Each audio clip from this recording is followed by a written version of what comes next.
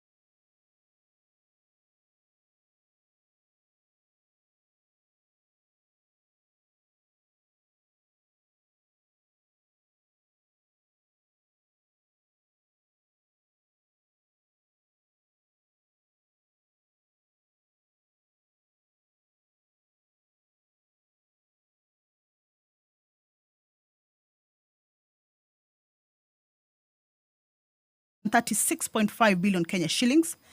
The Speaker of the National Assembly, Honorable Dr. Moses Masika Wetangula, as you can see, he's making his way into the House, or has already made his way into the House to preside over this afternoon sitting.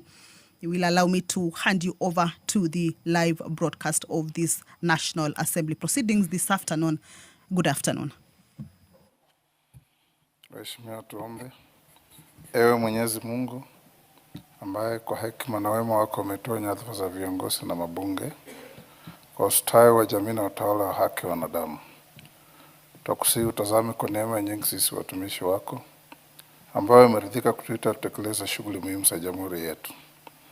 Tunakuomba uteremshie baraka zako sisi tuliokutanika hapa, na utujalie tuyatende na kufikiria mambo yote yatakayofikishwa mbele yetu kwa njia ya haki na uaminifu, ili utukufu na sifa zako ziendelezwe, na ili kustawisha amani, ufanisi na heri ya nchi yetu na wale ambao haja zao umezikabidhi mikononi mwetu. Amen.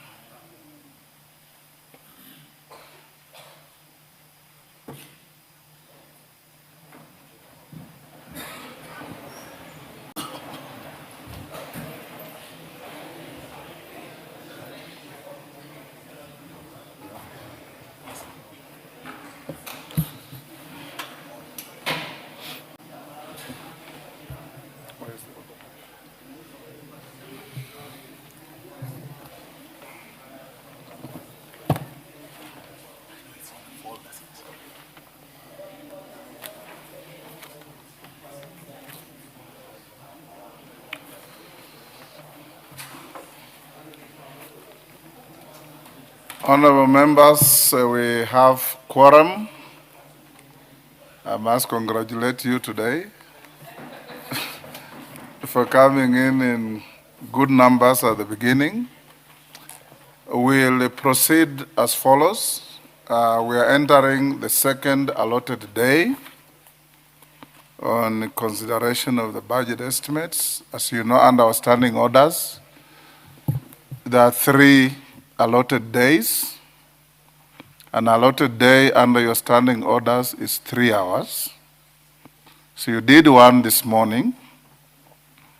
We are going to take 1 hour from now to deal with the issue that has brought the CS for Health, Honorable Duale, on the Ebola issue. When we finish with Honorable Duale, we'll go to the second allotted day. That second allotted day we run for 3 hours. And there will be a seamless transition to the third allotted day that will run up to probably 10:30 tonight. That will be the end of the allotted day, so that tomorrow you go straight into committee for thorough examination of the budget.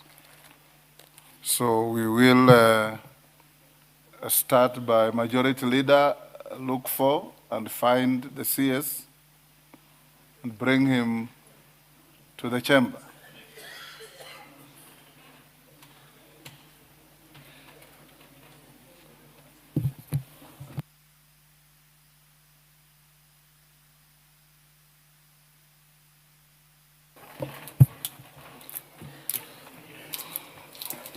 Order number 1, administration of oath. Order number 2, communication from the chair. Order number 3, messages. Order number 4, petitions. Order number 5, papers. Order number 6, notices of motion. Order number 7, questions and statements.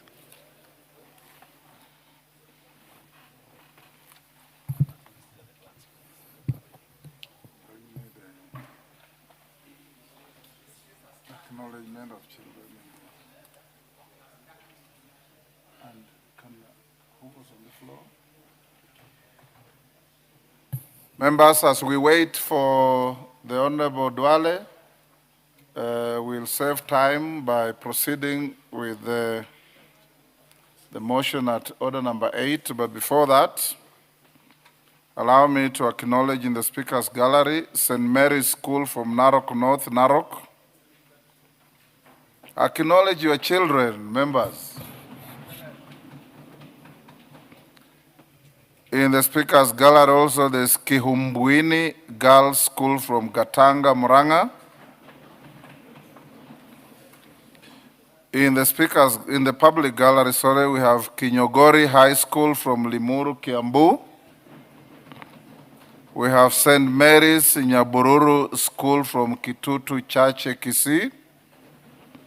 And St. Bridget Siomunyu Girls from Kitui Rural, Kitui County. On my behalf and on behalf of the House, we welcome the students, their teachers, and those accompanying them to the House of Parliament. Okay.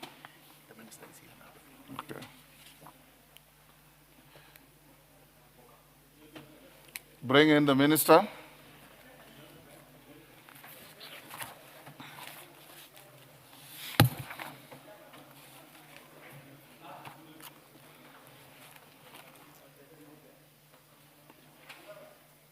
Is he here? Yes. Okay.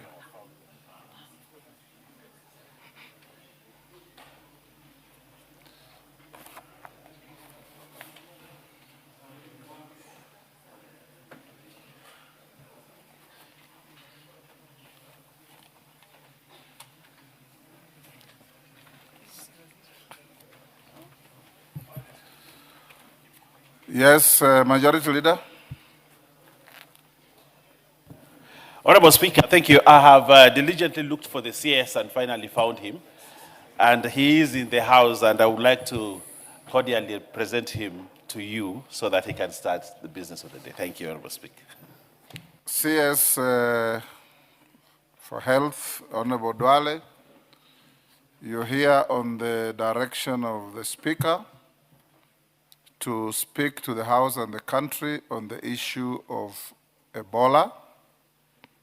and the raging debate about it. This session will be exactly 1 hour. This is an allotted day.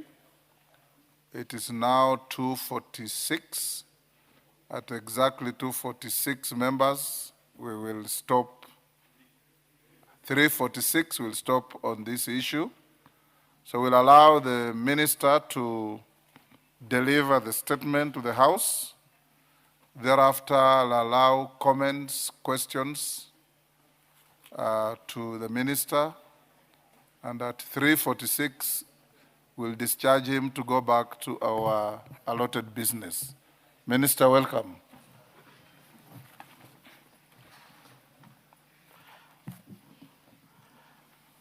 Mr. Speaker, honorable members, I thank you, honorable Speaker, for giving me this opportunity to appear before this House and to provide a report on Kenya's preparedness and containment and management of the threat posed by Ebola virus disease, following your directive during the plenary sitting of the 2nd June 2026. I also acknowledge the concern raised by honorable members regarding the possibility of Ebola virus disease importation into the country, the establishment of a quarantine and isolation centers in Kenya, the preparedness of public health facilities, and the nature of the regional and international coordination mechanism. From the onset, I wish to assure this House and the people of Kenya that the country has not recorded any confirmed case of Ebola virus disease as of 3rd of June 2026. The government is, however, treating the regional outbreak with the seriousness it deserves, because Ebola is a severe disease with high fatality and huge public health threat. And Kenya's position as a regional aviation, trade, transport, and diplomatic hub places the country at increased risk of importation of the disease. Honorable Speaker, the epicenter of this outbreak is in DRC and Congo. As per our last situational update, the Democratic Republic of Congo has reported 1,083 suspected cases and 259 deaths. Of these, 321 cases are laboratory confirmed, with 48 confirmed deaths. A total of 2,746 contacts have been listed for follow-up. Uganda has reported 12 confirmed cases and 2 deaths, with 642 contacts listed for follow-up. Honorable Speaker, this disease is associated with the Bundi species of Ebola virus. This is significant because there is currently no approved vaccine for this particular virus or for this particular species. The outbreak has also affected healthcare workers both in DRC and in Congo. In view of the regional risk, the WHO declared the outbreak as a public health emergency of international concern on the 16th of May 2026, while Africa CDC declared it a public health emergency of continental security. These both declarations by WHO and Africa CDC signals an extraordinary public health event that poses a risk to other countries and requires a coordinated international response.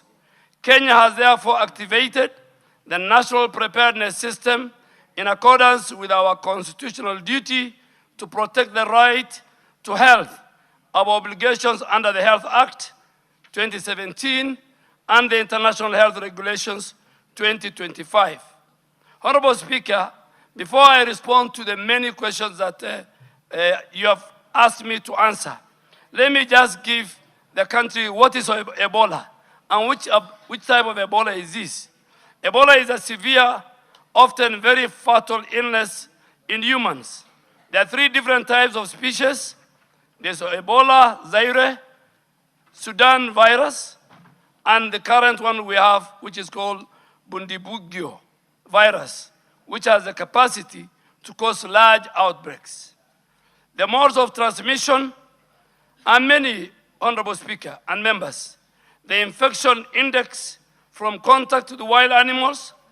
Thereafter, transmission occurs from person to person through blood or bodily fluids from infected persons or dead bodies.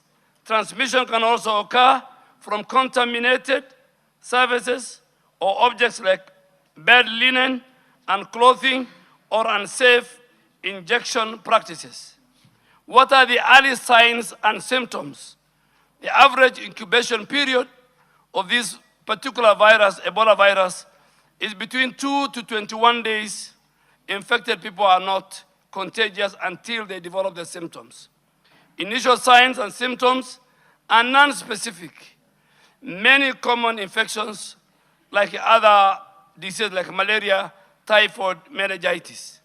But the symptoms are usually of a sudden onset.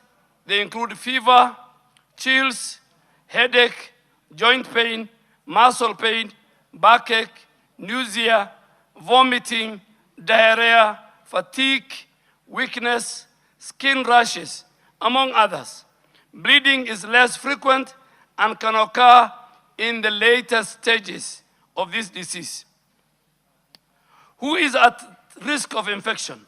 Travelers to the affected countries like DRC and Uganda, contacts of travelers from the affected region, family members of the Ebola virus diseases, healthcare workers taking care of the patients with Ebola, or people handling bodies of Ebola victims. How do we prevent Ebola? Early identification and prompt referral and isolation of the suspected cases. Basic universal precautions of hand hygiene and gloving in health setups during the routine work. Wearing of the full personal protective equipment when handling cases or suspected or confirmed Ebola. And finally, to avoid contact with the bodily fluids of suspected cases. Honorable Speaker, allow me now to address the questions that appeared on the letter you addressed, and the first one was the measures by the government to manage and contain the threat of Ebola. Honorable Speaker and members, the government has activated a whole government preparedness and response framework led by the Ministry of Health through the Kenya National Public Health Institute. The National Ebola Incident Management System was activated on the 20th of May 2026 in order to provide a unified central command, coordination, and decision-making. This structure is supported both at the national and county public health emergency operation centers, which remain on high alert mode. 2, under this arrangement, we have also strengthened our surveillance of health facilities within our communities and the points of entry. We have issued advisories to all the 47 counties covering Ebola case definitions, infections prevention, control reporting protocols, guidance on isolation, sample referral, contact tracing, among others. Our rapid response teams, Honorable Speaker, have been placed on standby for deployment where alerts are reported. Government has also enhanced screening at our 26 official points of entry, including our international airports, land border crossings. As of yesterday, 2nd June 2026, 71,243 travelers have been screened cumulatively, including the 2,506 travelers who were screened in the last 24 hours. Screening focuses particularly on travelers from the affected countries and high-risk travel routes. To date, Honorable Speaker, the national surveillance system has captured and investigated 22 suspected alerts from across the country. All of them have tested negative. These alerts were reported from Nairobi, Kiambu, Uasin Gishu, Nyeri, Nakuru, Nyamira, West Pokot, Kisumu, and Bungoma. In the last 24 hours, 3 alerts from Nairobi, Uasin Gishu, and Bungoma were investigated, and they were confirmed negative. Honorable Speaker, the Ministry has also operationalized the public communication mechanism, including the national number, toll number 719, which is our public health hotline, to facilitate communities to report, to do public inquiry, and to give health advisory. Public messaging is being disseminated through the national and the county channels in order to educate the public on the risk factors. Honorable Speaker, the second area you told me to address through the letter from Parliament was the preparedness of the public health facilities, the isolation units, the medical facilities, and trained personnel. Honorable Speaker, the House specifically requested a report on the level of preparedness of public health facilities, including isolation units, medical facilities, and trained personnel. And I want to confirm that the Ministry of Health has undertaken facility readiness assessment and continue to strengthen capacity at the national referral facilities and in counties considered at high risk. At the national level, Kenyatta National Hospital has prepared an 8-bed isolation and treatment unit and completed a dry run of how the index case will be handled. The facility has a separate waste management system to support the safe handling of infectious waste. The National Police Service Hospital has been assessed and has 49 beds ready for activation as part of the surge isolation capacity. At the county level, 29 counties have identified designated isolation and treatment sites.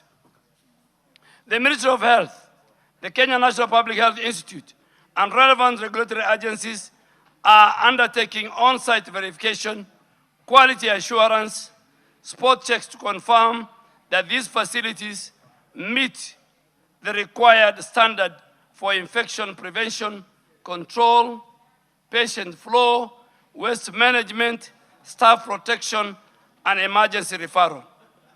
Honorable Speaker and members, these facilities are part of Kenya's national public health preparation architecture. They are not established for exclusive benefit of foreign nationals, foreign governments, or any special category of persons. They are intended to protect all persons within the territory of Kenya, including Kenyan citizens, residents, refugees, visitors visiting our country, diplomats, expatriates, and any other person who may require isolation, testing, or treatment based on the medical need and public health risk. This position is consistent with the Constitution, the Health Act of 2017, the Public Health Act, and the International Health Regulation 2005. If any person, which says if any person is identified within Kenya as a suspected or confirmed Ebola case, the correct public health response is to safely isolate, test, treat, and trace contacts within the jurisdiction where the risk is detected. On personnel readiness, Kenya has mapped a surge capacity of 241 expert responders comprising of 51 epidemiology and laboratory training program, 118 African volunteer health corps professionals, 72 basic health emergency management specialists, and these teams are on standby for deployment to support surveillance, contact tracing, case investigation, laboratory diagnosis, and field responses. Additionally, 1,069 national and county health workers have been sensitized on Ebola preparedness and respond through a very structured virtual sessions. On-site training and simulation drills have been undertaken in Busia County and Busia border, where 60 health workers have been trained and additional exercises are going on. Our plan for the county of Turkana and Trans Nzoia. A national tabletop exercise is scheduled for 15th to 18th June 2026 to test coordination, referral, laboratory, and response. Thirdly, Honorable Speaker, you have asked the measures we have activated as a ministry, which I have really enumerated. Honorable Speaker, in surveillance, the health facility and community-based surveillance have been intensified. Ebola case definitions have been distributed to all counties. Rapid response teams remain on 24-hour standby. Counties have also been directed to identify and operationalize isolation facilities, holding areas, and quarantine facilities. At our points of entry, screening has been strengthened through health declaration requirements, temperature screening, symptoms assessment, and referral protocol. Thermal scanners, holding rooms, ambulance systems are being reviewed and activated in all our priority ports of entry, including major airports and high-volume land border points. On our laboratory preparedness, the virus being an extreme biohazard, 4 laboratories have been designated for Ebola testing. The National Public Health Laboratory, Kemri Nairobi, and Kemri Kisumu, and a mobile laboratory deployed to Busia. These laboratories are equipped for molecular diagnosis with a mobile laboratory positioned to reduce the turnaround time in the border region. However, Honorable Speaker, I wish to be very candid with this House. While laboratory capacity is strong, the current stocks of specialized test kits, reagents, personnel protective equipment, which are estimated to support only approximately the first 200 suspects, are in place now. And this is why additional emergency financing and partner support are required to build a more adequate testing capacity.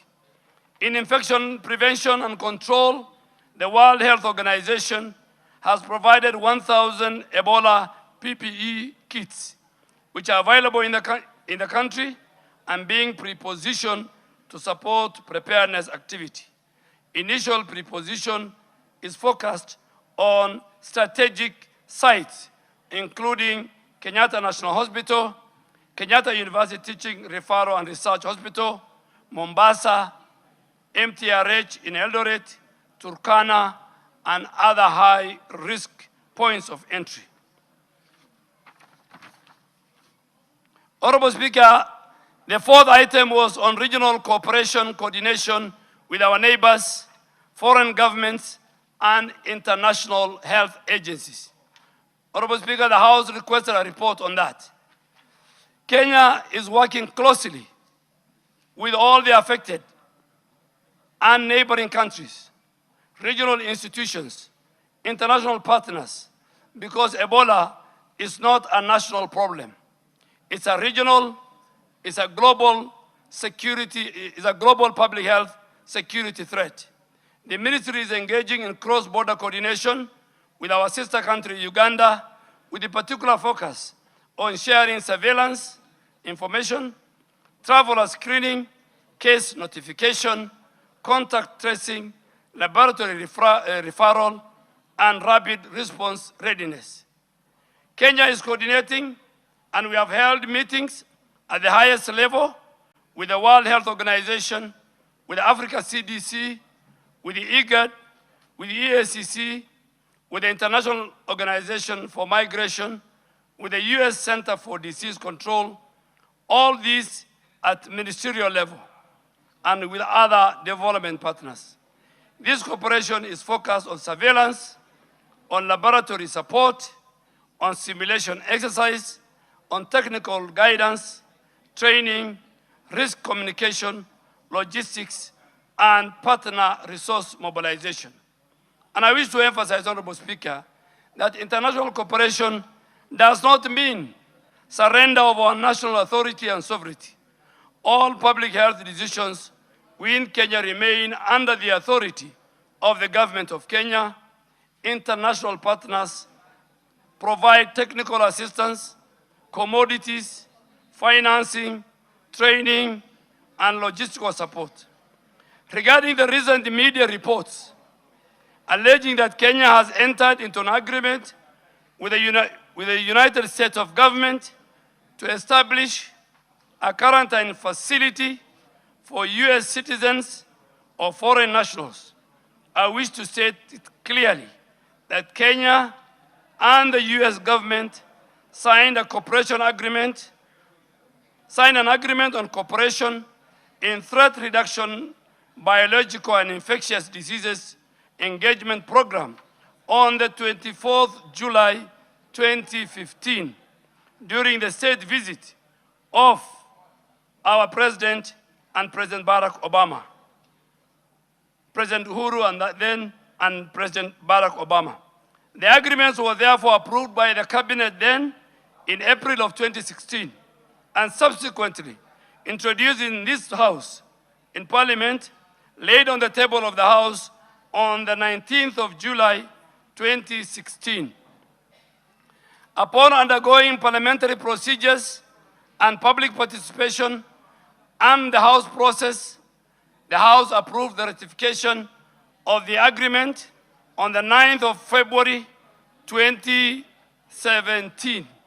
This agreement subsequently entered into force on 6th of April 2017 and has a validity of 5 years.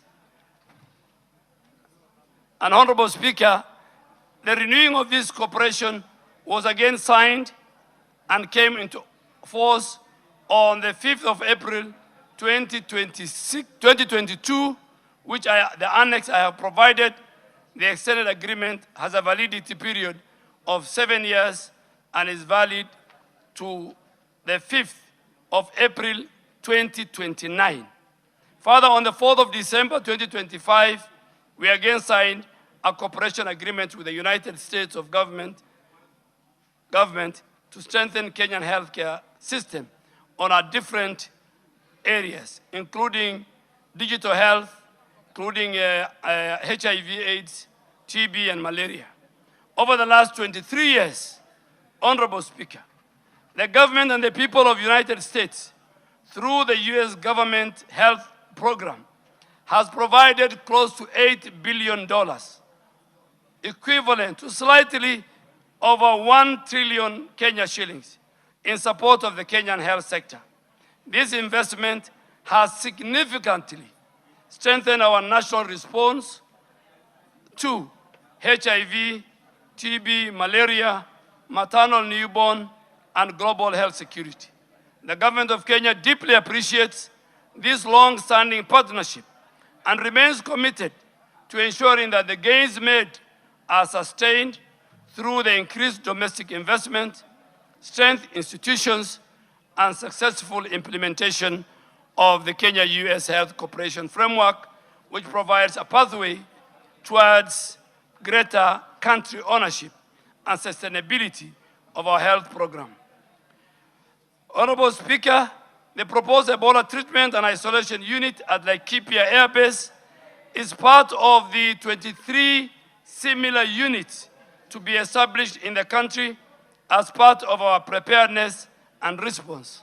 This facility will jointly be run by the government of Kenya and the U.S. government under the command of the Air Force Commander, the base commander, and the entire medical team of the Kenya Defense Forces, working together with the Ministry of Health. This proposed facility reaffirms Kenya's position as a medical hub in the East Africa region with the capacity to offer specialized care for complex infectious diseases like Ebola. I must also inform the House that aspects of the matter relating to the alleged international health agreements and containment arrangements are now before court. Accordingly, and in keeping with the doctrine of sub judice and standing orders of this House, I will avoid discussing the merits of any active litigation. But I will, however, continue to provide this House with the government's public health position and preparedness status. Honorable Speaker, you also asked about the establishment and accessibility of the Ebola disease control and isolation centers. Honorable Speaker, the House asked whether Ebola disease control and isolation centers have been established in the country. And I want to say this. I hasten to add that there is a significant presence of Kenyans in the affected regions of both DRC and Uganda. Many Kenyans work in Uganda and do business, both in Uganda and DRC. And two of our leading banks, KCB and Equity, employ Kenyans who live in that region. In addition, Kenya has approximately 450 specialized KDF officers and servicemen who are in DRC under the MONUSCO peacekeeping mission. Any of these Kenyans could be exposed and could require a quarantine and isolation facility back home in Kenya. The government has established and designated isolation and treatment capacity as part of our national preparedness. These include, I said, our national referral facilities, our county designated sites, temporary holding areas for points of entry, county isolation facilities. These facilities are being progressively verified for quality, for safety, and for readiness. And I want to reiterate that all such facilities are established for the protection of the people of Kenya and all persons within the Kenyan borders. They are not only foreign facilities, they are not for foreign facilities, they are not exclusive facilities, they are not facilities reserved for any nationality, they are public health assets established and coordinated under the authority of the government of Kenya. In the event of a suspected case, the response will be guided by medical triage, exposure risk, clinical need, and public health protocols. A Kenyan citizen, a foreign national, a refugee, a diplomat, an expatriate, or a traveler will be managed according to the same public health principles: safe isolation, testing, clinical care, contact tracing, prevention of further transmission. Our objective as government is to protect communities, to protect healthcare workers and the country. When a case is detected, the safest place to manage it is within a properly equipped isolation and treatment facility under the controlled conditions. Finally, Honorable Speaker, you have told me to give guidance on the public health guidance. Honorable Speaker, any person who develops fever, headache, vomiting, diarrhea after recent travel to the affected areas or one of their community members after contact with a suspected case should seek medical attention immediately and report through the 719 public health hotline. Honorable Speaker, our readiness assessment gaps and resource requirements are all provided in this document, and I think I have provided the agreements, the documents, but just to conclude so that I take questions from members, Honorable Speaker and members, it's very important, you play a very important role in the public health protection of our country. Misinformation during disease outbreaks can cause panic, can cause stigma, can delay health seeking and resistance to public health measures. I therefore request members of this House to support the Ministry of Health by amplifying accurate information, encouraging early health seeking behavior, supporting screening at border points of entry, and urging the public to use the official 719 hotline. Honorable Speaker, I want to repeat for emphasis, Kenya has no confirmed case of Ebola virus disease Our surveillance systems are active. Our laboratories are functional. Our points of entry are screening travelers. Our rapid response teams are on standby. Our health workers are being trained. Our isolation facilities are being verified and strengthened. And the government of Kenya remains fully in control of the preparedness and the response architecture.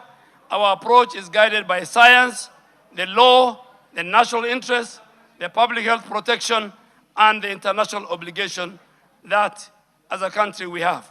We will continue to act transparently. We will continue to act decisively. We will continue to respond responsibly in order to protect Kenyans and all persons within our borders. I thank you, Honorable Speaker, and I'm ready to respond to any questions from the honorable members. Thank you, Honorable Duale. Sarah Korere.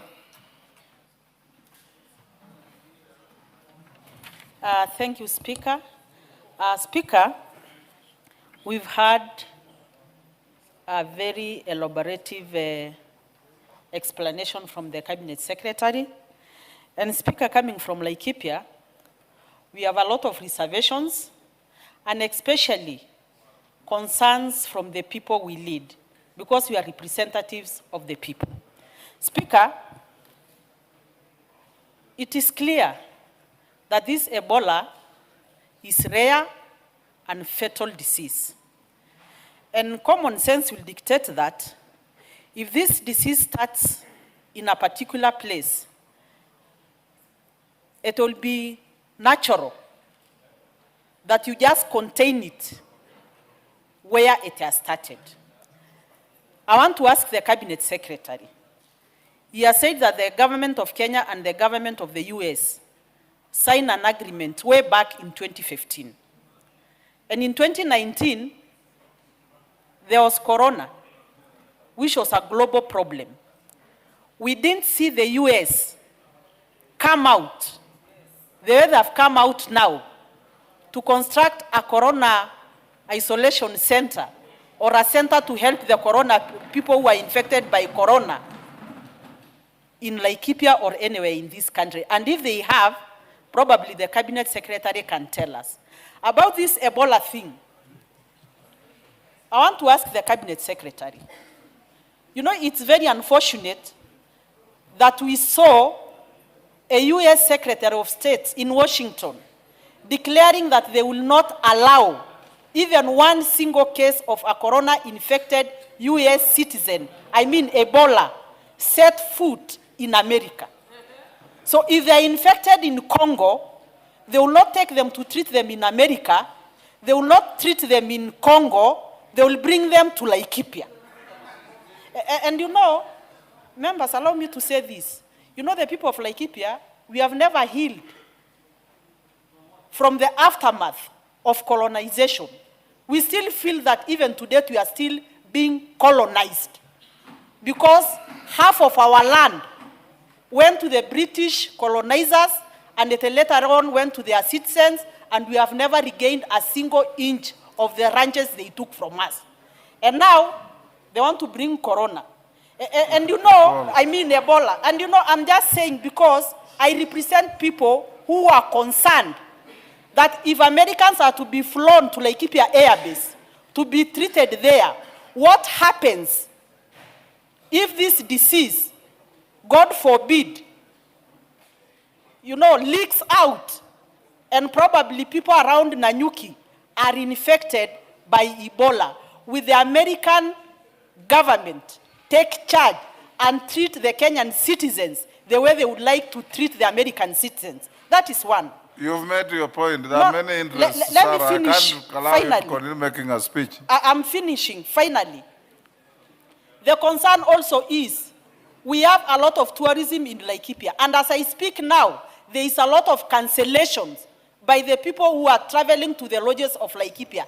Can the Cabinet Secretary tell us how are they going to communicate to the citizens? Because probably most of this mayhem is because of miscommunication.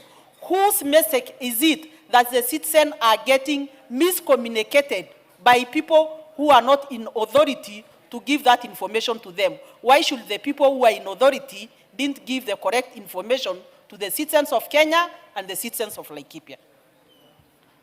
Thank you, Sarah.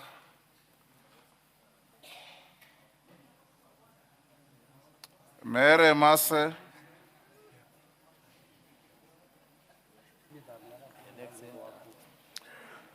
Avoid the temptation to make speeches. Ask questions. Thank you, Yes. Honorable Speaker. Honorable Speaker, and I thank you for giving me this opportunity because I'm from the border to Uganda, and my people are more at risk. My question is, I have listened to the PS, to the CS, I'm very sorry, to the CS. I have a concern. The ministry officials were in Busia County, Teso South at Alupe Hospital with a proposal to convert Alupe Hospital into an isolation center for managing Ebola. Honorable Speaker, I do not have any other hospital to serve the people of Teso South. None. It is only Alupe Hospital. So I want to tell the CS that we will resist, that Alupe Hospital cannot be made an isolation center for Ebola.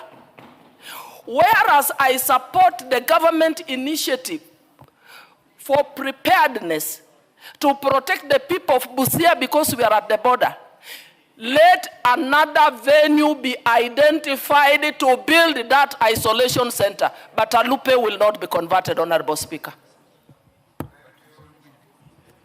Robert Mbui.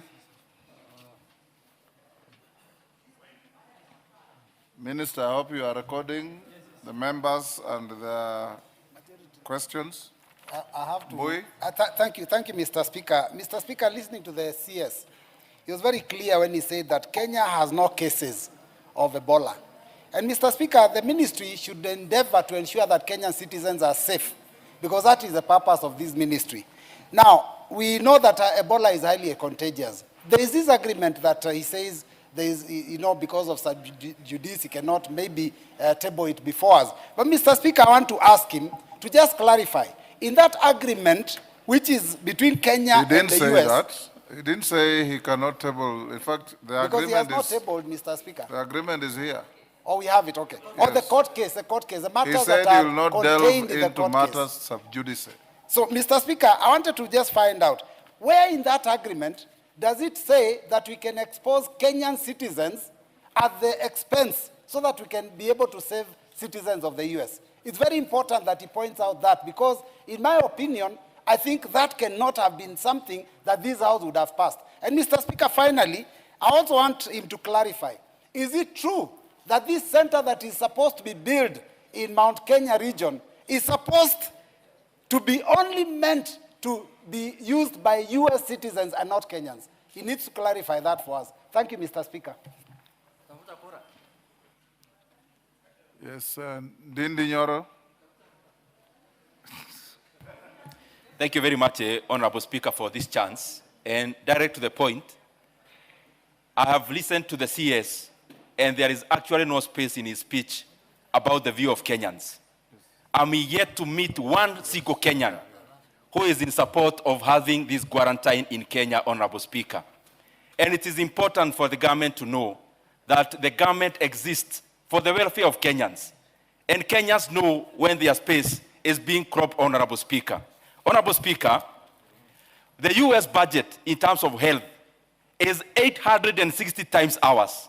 Their technology is better in all respects, including biotech, Honorable Speaker. They have better capacity to handle these kind of issues than Kenya. Honorable Speaker, while the CS is here, I would request him. Kenyans have spoken in one voice. We do not want that facility of Ebola here in Kenya.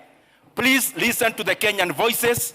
And Honorable Speaker, as the CS is here, the CS should actually bite himself and the obligations to what the Kenyans are looking forward to. Lastly, Honorable Speaker, in terms of the fragility of our health sector, and also listening to some officials from the US, proclaiming clearly that they do not want any case of Ebola in their country. How reckless would the government be in doing exactly the same that which the country, that is the US, do not want in their soil? As Kenyans, we refuse. The government must listen to Kenyans and desist from having this quarantine in Kenya. Yes, Mama Zamzam. Welcome to you. Asante Mheshimiwa Spika, na mimi pia niweze kumwelezea waziri ndio Ebola na kujitayarisha ni kitu kizuri sana, kwa sababu hawa ni majirani zetu, wengine wanatuuzia kahawa umumu, wengine wanafanya nini, lakini iwe ni kama kukinga wa Kenya peke yake waziri. Lakini waziri, ikiwa na mimi nataka niwaambie hata wale wabunge walikuwa hapa, kwa sababu inasemekana hiyo ilipita hapa bunge hapa na Ndindi Nyoro ulikuwa hapa kwa hii bunge. Kwa hiyo ni vitu ambavyo mngeweza kukataa wakati ule ili isiweze kupita, mumpatie rais wakati mgumu.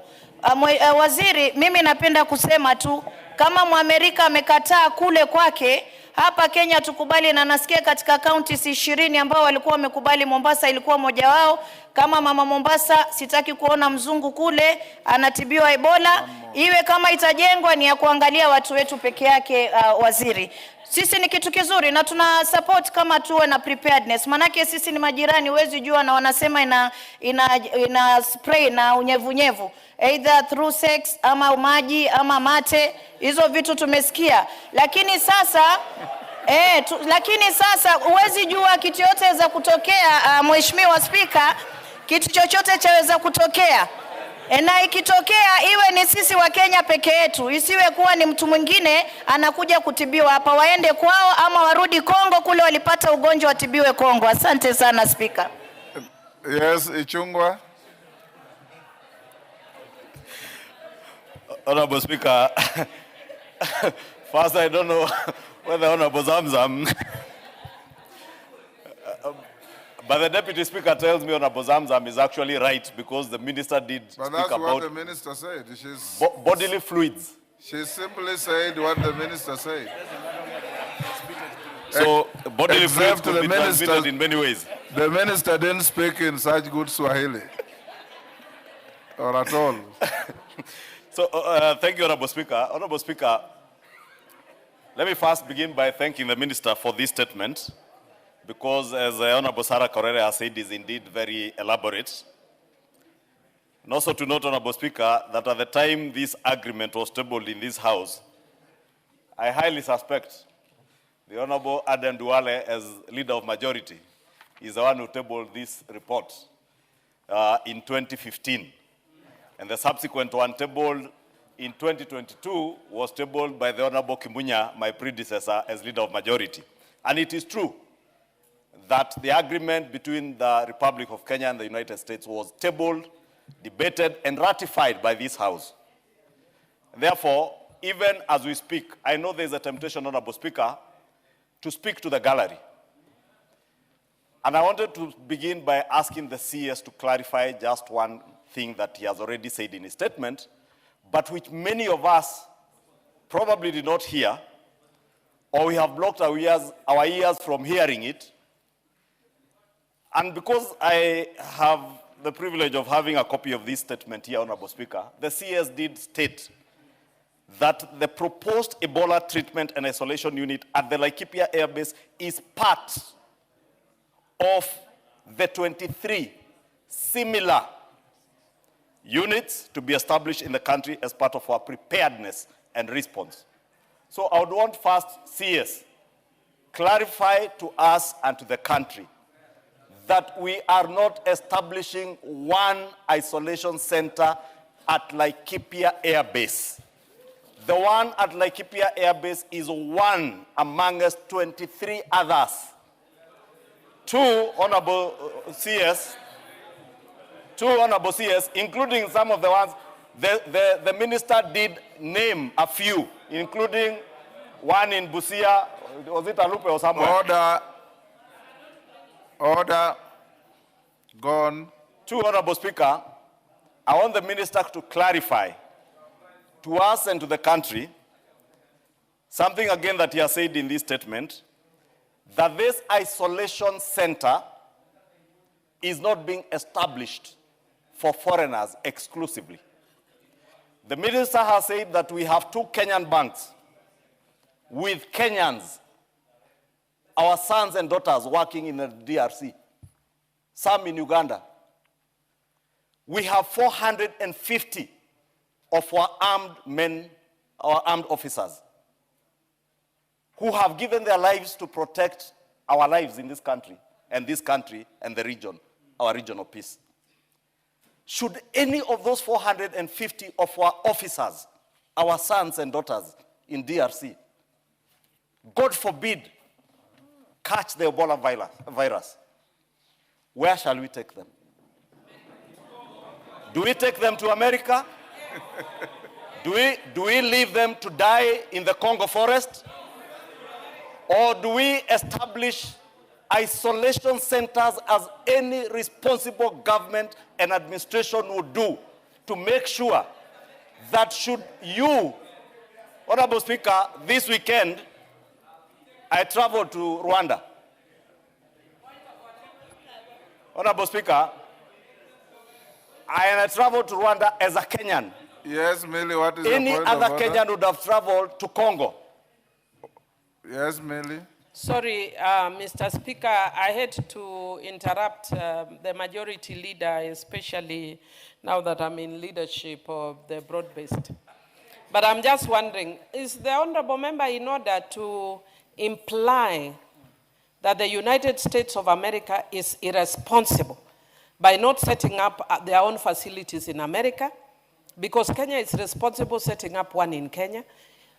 Are you in order implying that America is responsible by not setting up in their own country when they are a superpower and we are a minion power?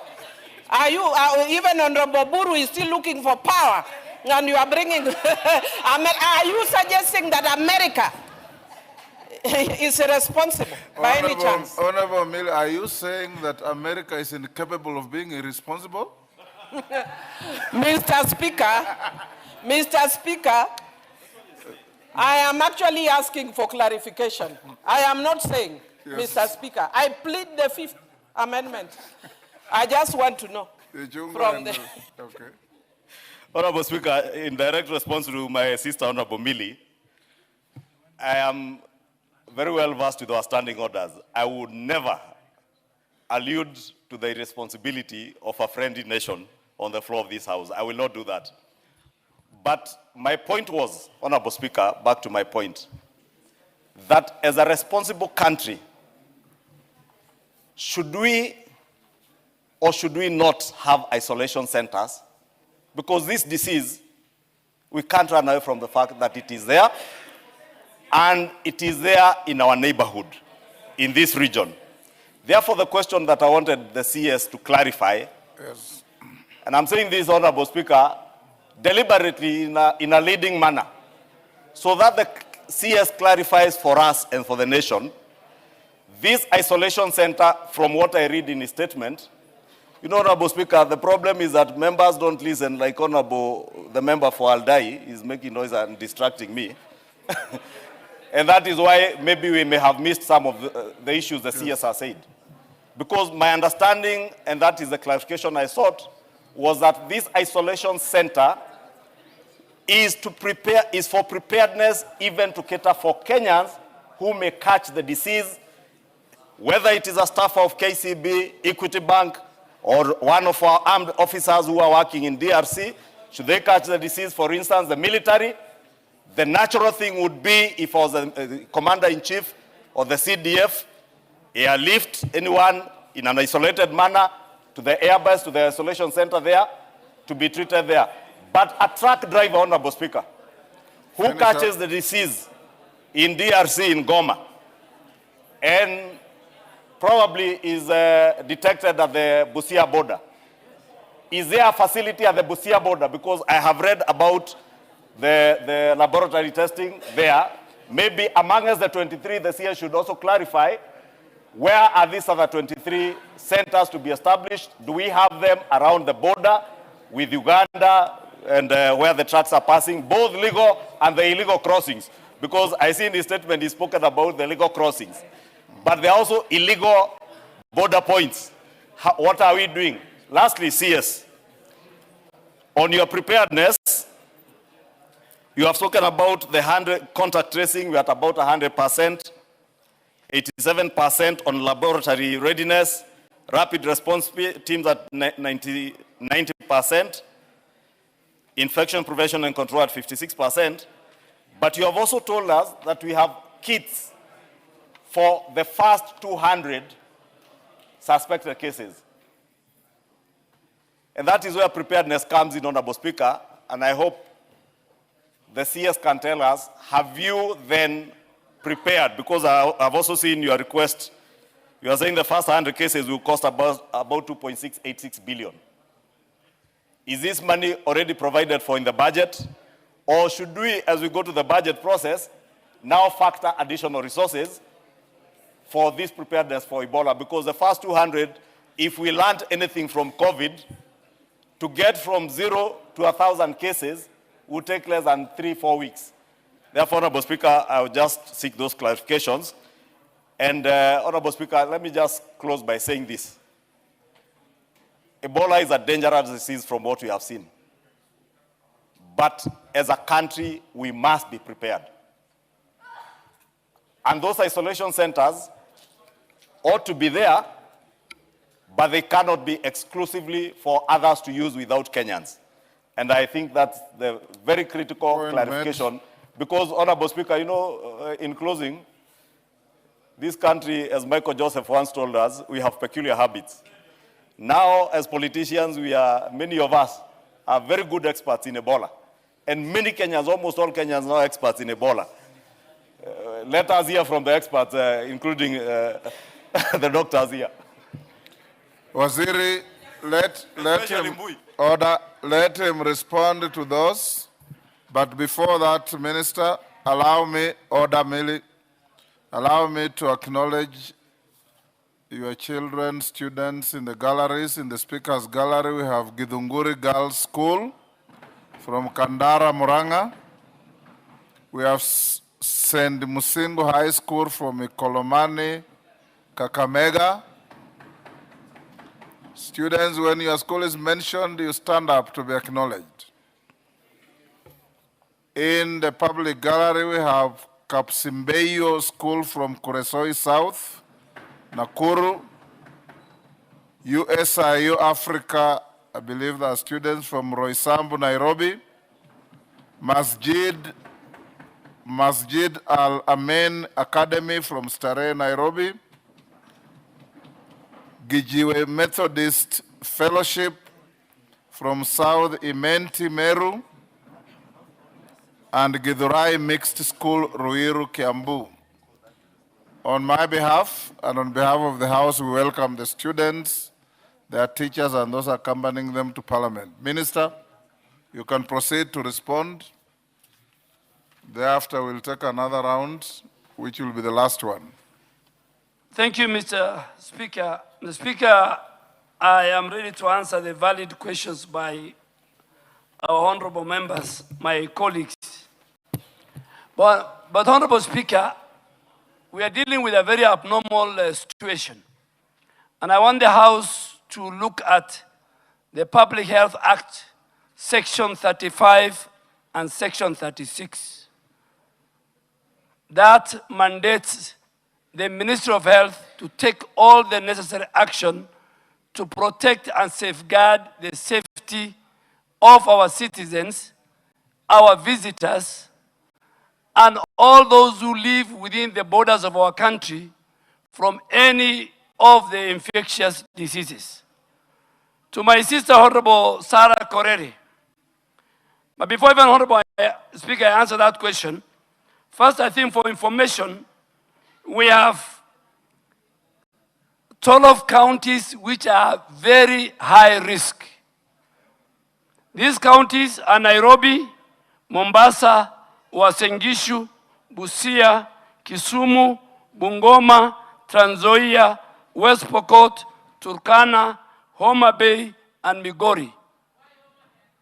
And this is because of the air, the road, transport, and the northern corridor. Then we have got high risk The first one were very high risk. The high risk counties are 13. These are Vihiga, Kakamega, Nakuru, Kericho, Nandi, Kiambu, Machakos, Makueni, Kilifi, Taita Taveta, Isiolo, Elgeyo Marakwet, and Garissa. Honorable Speaker, again, for the information of the House, as of today, we have designated, verified 3 major hospitals as treatment centers. Kenyatta National Hospital, the Kenya National Police Hospital, MTRH in Eldoret. Secondly, we have also identified that we are in the process of completing the isolation, the treatment center of 2 hospitals in Busia. And I want to urge my sister Mary Emase, even before COVID, the people of Busia and the country as a large, under the Ministry of Health, agreed that Alupe Hospital, a research center, is one of the very few infectious research hospitals. So in terms of qualification, that hospital is the most qualified because it's a research and infectious. Where have we done that? So in Busia, we have Alupe Sub-County Hospital, Referral Hospital, of these sites in the following counties. And Honorable Speaker, under the Public Health Act, we don't need to do public participation. We are not going to consult citizens. Even members of parliament here, when they fall sick, they rush to their doctor to make sure they get the best treatment. So this epidemic does not require any consultation.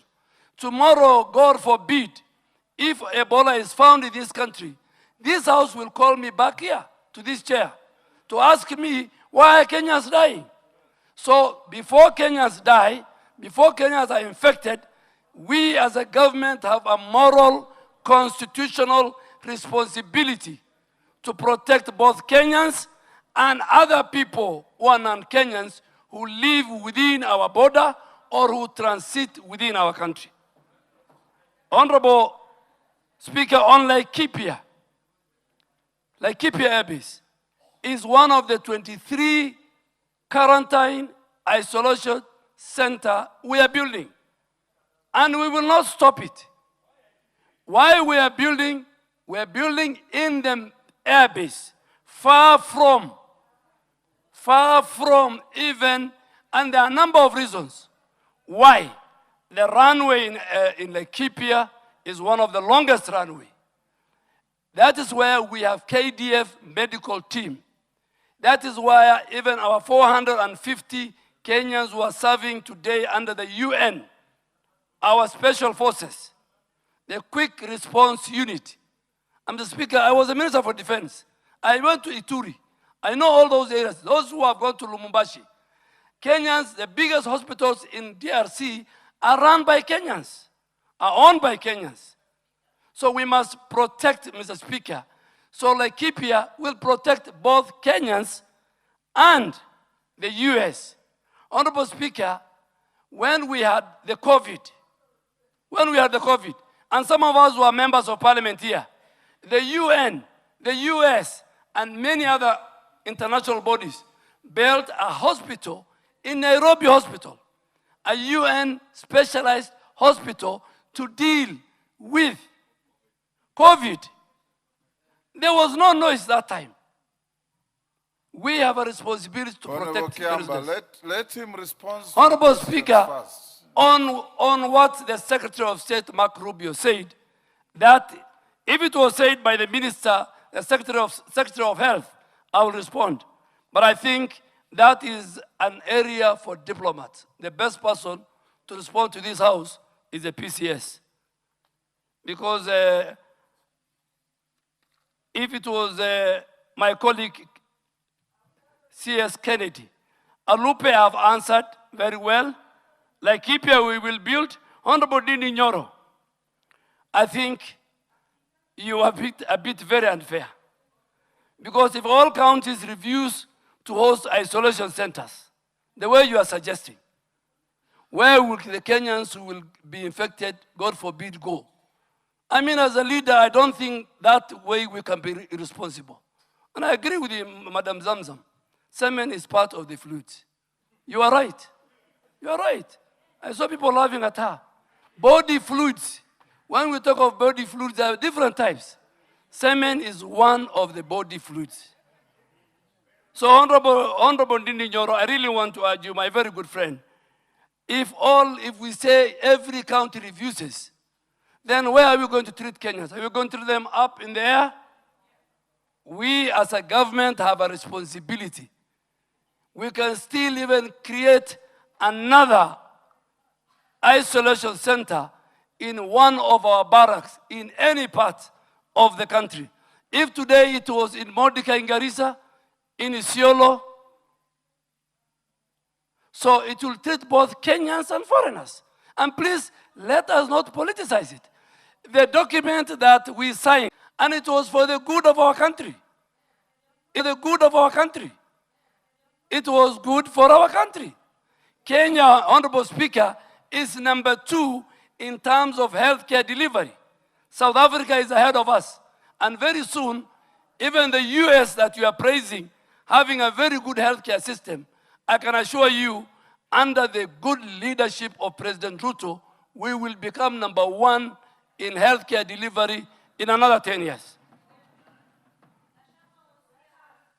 Honorable Kimani, I have given all the 23 on our table of all the isolation centers, including, let us not politicize the health of our citizens. And I want to ask a question, Honorable Speaker. A Kenyan who is in DRC crosses today. He passes through the scanners in Busia. Minister, you are not here to ask questions. Yes. Give a hypothesis. No, Honorable, I want to compare with the US one. Yes. If a Kenyan crosses and then the scanners don't detect as having Ebola, the incubation period for this disease is 3 weeks. He comes and joins his family and the community. After 2 weeks, he's found to be infected with Ebola. What is the damage that Kenyan can cause? You know, we must look at how to save the nation. So we are more concerned about Americans coming, but we are not concerned about even the thousands of Kenyans, truck drivers who pass every day, go on there. We are just focused. Let us not make, Honorable Speaker, this thing more of the Kenya Kwanza administration. The health of the citizens of our country is a collective responsibility. Those in government, those in the opposition. We can play around with anything else. Honorable Speaker, the Honorable Sarah Korere, there have been 16 other previous Ebola outbreaks in our country. This is the 17th one. So it didn't come with this government. COVID was not with this government. So, and then Ebola and all infectious diseases, they don't know borders. They cross. They can cross from anywhere. And we must make sure the isolation and treatment centers, including the one in Laikipia, are securely controlled. The environment, even within the Laikipia, in fact, because it's a military camp, is even more secure than the ones we are putting in the counties. Any one of us can be infected with Ebola, God forbid. Healthcare workers will be trained. Waste management will be done. Honorable Speaker, Honorable Mary Emasi have answered a question. Honorable Ndindi have answered this question. I think there was Honorable Zamzam under the International Health Regulation Act of 2005, which this House has adopted. We are obligated. We are part of the global community. We are part of the global health security. Kenya is celebrated as one of the key leaders in global health security. We are obligated not only to take care of our own, but we are obligated to treat, to detect, and make sure even those who are not Kenyans, but who are within our border, must be taken care of, so that we are not safe until all of us are safe. I think the Honorable Deputy Minority Leader, my old colleague, the facility is receiving patients.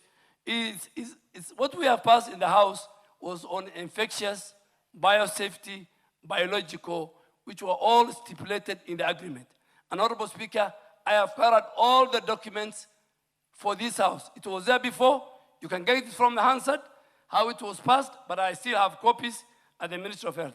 So quarantine is not only for Americans, even Kenyans will be isolated at the facility, and I have highlighted the huge Kenyan population in DRC and Uganda need our support. Honorable Speaker, I think most of the questions I have answered. The last one is, let our preparedness and response be dictated by science and not by politics. How we respond, how we protect our citizens from Ebola, which has no vaccine, it should be guided by science, but not politics. We'll go back to politics when we know the country is safe, the citizens are safe. And Honorable Speaker, finally, Nairobi is the center of the diplomatic community. The UN at Gigiri, the only one in the global south, extra 8,000 staff have been brought in the last 3 months. This is where we have the multilateral institutions. This is where we have JKI last year received 9 million visitors and about 3 million tourists.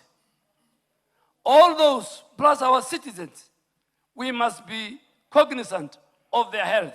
Honorable Speaker, so like Kipia, Honorable Korere, the one on the land taken, I think it is this House again which has passed the agreement between us and our UK partners. So there's nothing illegal the government has done. Let's all of us be the voices and help us communicate to our constituencies that Ebola, and particularly this variant, is dangerous, it has no cure, and all of us must be vigilant and alert, and those of us in the health ministry, we will protect our citizens. Order, Mary Masse. What is it, Masse? He has responded to your question.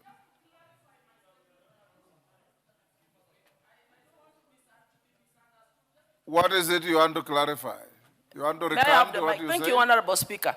Honorable Speaker, I do not want to be misunderstood. In Teso South sub-county, I have 2 sub-counties. The only hospital I have offering the normal medical services to the community is Alupe. Honorable Speaker, my position and the position of the people I represent is that there is enough land in Alupe. Let the ministry build an isolation center for quarantine purposes, away from the hospital, but not to take the hospital for that purpose. That is what we are objecting. Point made. You have made your point, Mary, and you and the minister are saying the same thing.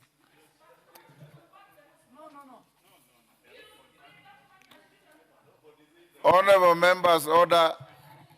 Honorable members, the time I allocated has been overshot. Just hold your horses. Has been overshot by 9 minutes. Given the interest, and whoever I give, you just ask a question, no speeches, so that we can take another 10, 15 minutes, and you're obligated to extend from 10 by the time we are consuming now until we finish. Okay. I will give 3. Okay. My minority leader, Junet, you will be number 1 on this side. Number 2, I'll give Honorable Kiamba Susan. That is number 2. Number 3, I'll give the chair of health. This side, I'll give Professor Jaldeza, number 1. I'll give my deputy speaker, number 2. And I'll give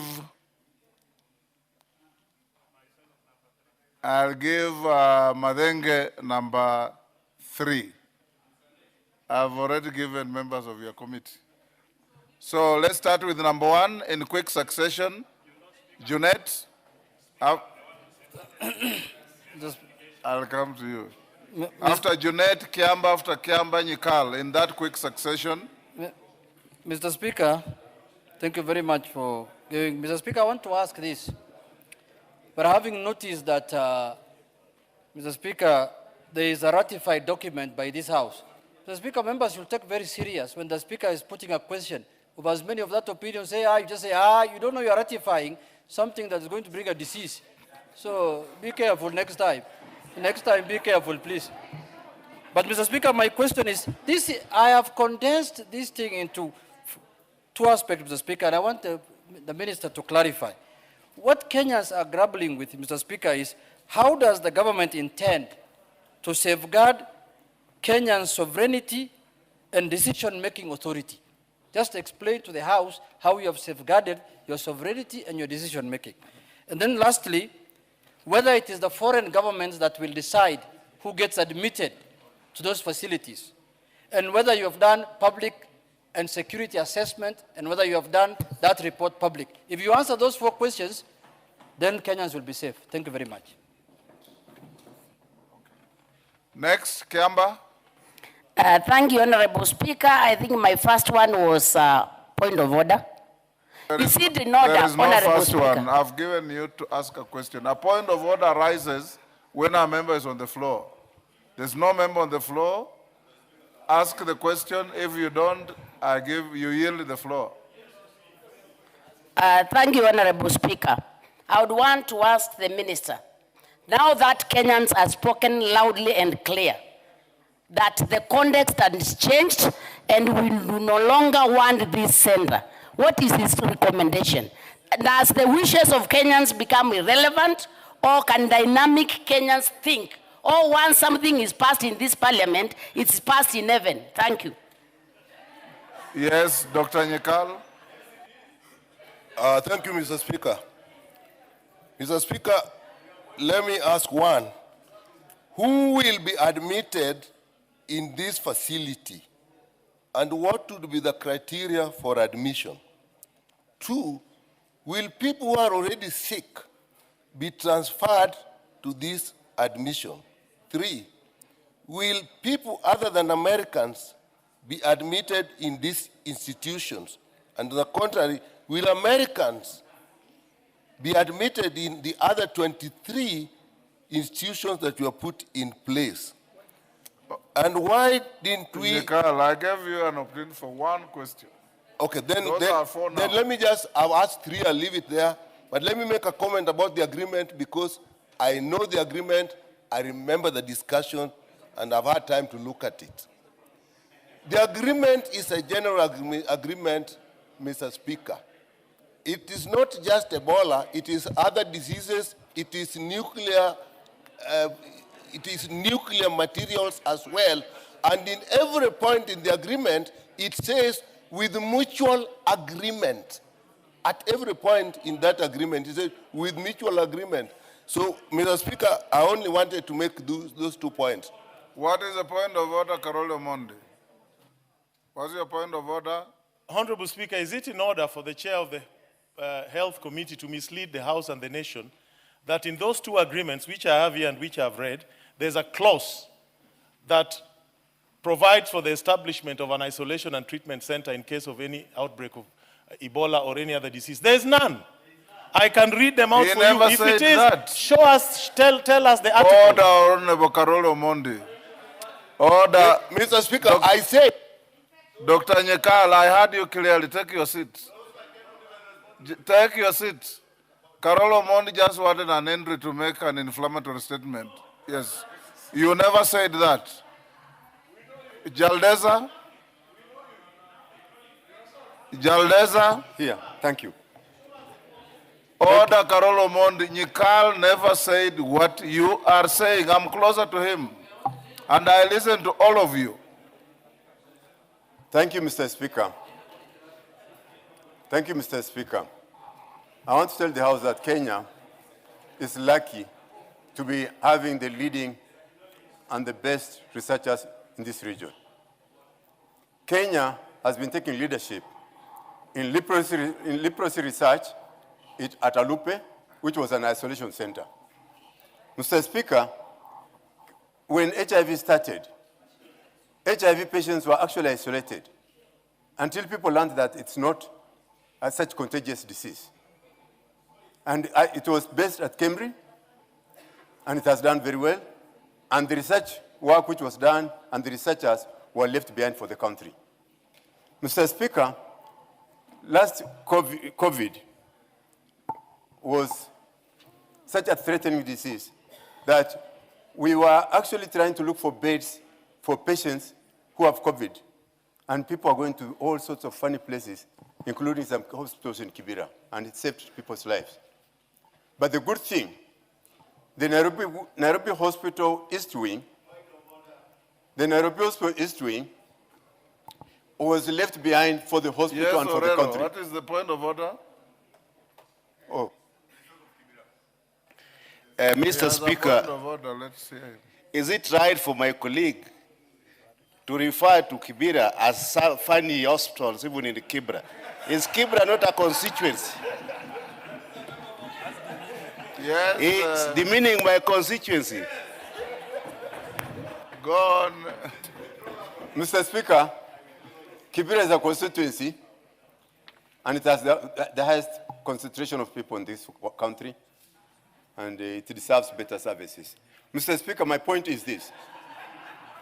Mr. Speaker, when this Ebola virus outbreak ends, what will be the benefit left for the country? That now we can say the country benefited financially in terms of resource and research from this outbreak. Deputy Speaker.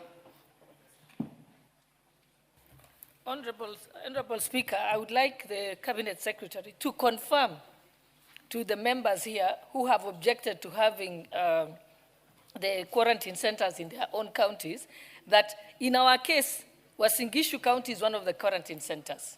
And because of our close proximity to Malaba border, we can be at risk and our people can be at risk. And that is the reason why we are not politicizing it. We are welcoming it because we know they'll take the necessary steps to make sure that we don't risk. And also, I want the Cabinet Secretary to also confirm to members that you're not going to endanger our health because of politics. This is a highly infectious disease. In fact, it can warrant calling of a state of emergency in the country. It is not a choice for people to make or a court process. The moment the country, people's health is endangered and livelihoods are at risk, we might not even be, you're not supposed to even question. So I think it's important to know that that is not something that is within our prerogative to say, I don't want this hospital, or I do not want that hospital. And for Honorable Karoli Omondi, if you look at page 5, you will see the participants intend to collaborate in the following areas: surveillance and outbreak response. What is exactly happening now is surveillance and outbreak response. All the steps that the Cabinet Secretary has read here are exactly those. Thank you, Honorable Speaker. Madenge. Thank you, Honorable Speaker. Honorable Speaker, I want to draw the Minister to the attention to the first agreement that was tabled in this House for ratification. On page 6, Article 3, Executive Agents and Implementing Agreements. For the United States, the agent responsible is the United States Department of Defense. And therefore, Honorable Speaker, the Minister cannot fail to respond to the words of the Secretary of State in saying that the United States will not allow Ebola infected patients into their borders, because that is the issue that Kenyans are talking about. In Kenya, it is the Ministry of Health. So CS, you cannot abdicate responsibility. Honorable Speaker, my second content, again on the agreement, is Article 11, page 11, that this agreement shall remain in force subject to Article 13.2 for a period of 5 years from the date of entry into force and the ratification by this House. There was no express, although there is a provision in 3, this agreement may be renewed for an agreed period upon mutual consultation and consent.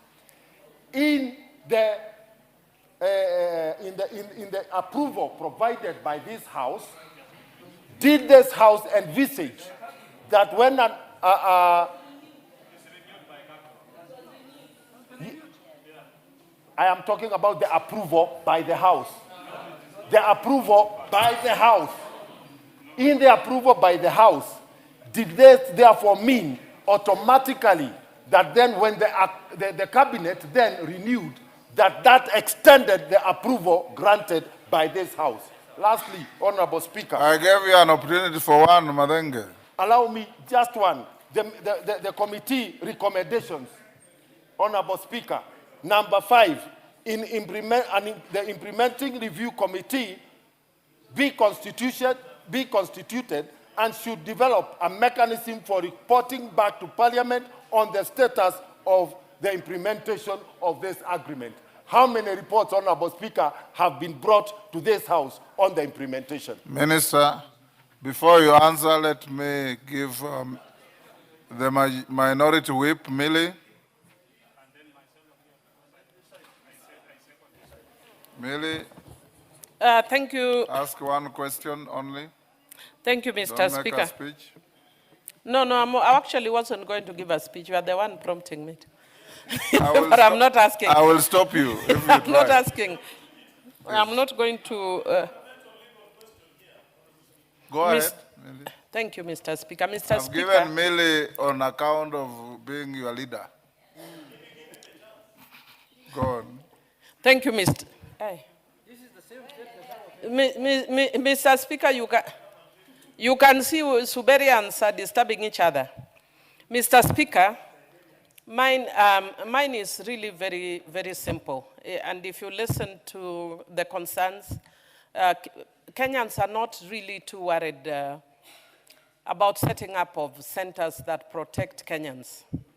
Kenyans are worried about the statement that was made by by Rubio from the US, that seems to imply that this facility is for Americans to protect Americans so that the infected Americans do not touch American soil. And Mr. Speaker, if you want my opinion, it was a very irresponsible statement. Yes, it was a very responsible statement. Yes. And all I want to ask Honorable Duale, even though he's throwing back this to the Ministry of Foreign Affairs, is what is he doing to deal with this issue squarely with America? We have seen our counterparts in West Africa when they're being bullied by the French, that they take a firm position and say no. So what are you doing to tell America that they are a friendly nation and we are friends to them, but we cannot allow a situation that compromises our own nationals to maintain that friendship? We cannot allow such things in Kenya. Thank you. Last, Bukose. Thank you, Honorable Speaker. Honorable Speaker, I want to confirm that when the report was tabled in 2016 by the Committee of Health, I seconded that report, and the chair was Honorable Nyamai. What I wanted to ask the Cabinet Secretary,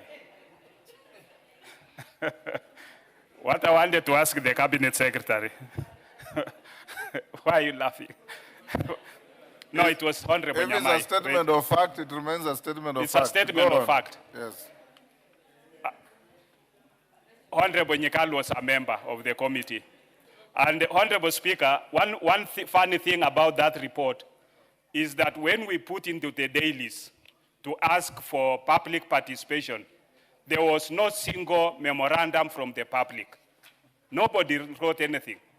And I think Kenyans also need to be responsible.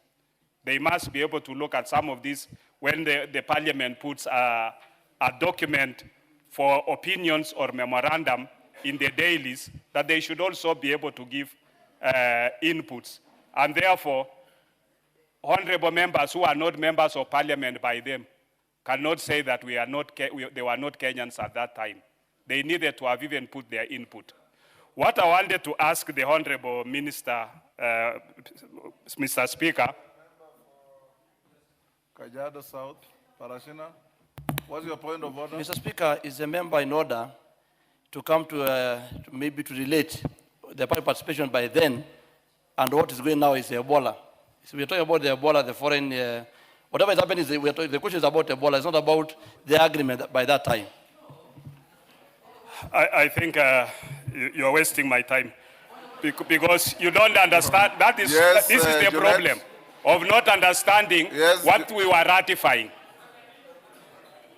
Honorable Speaker, what I wanted to ask. Yes, Honorable Junet, what is it?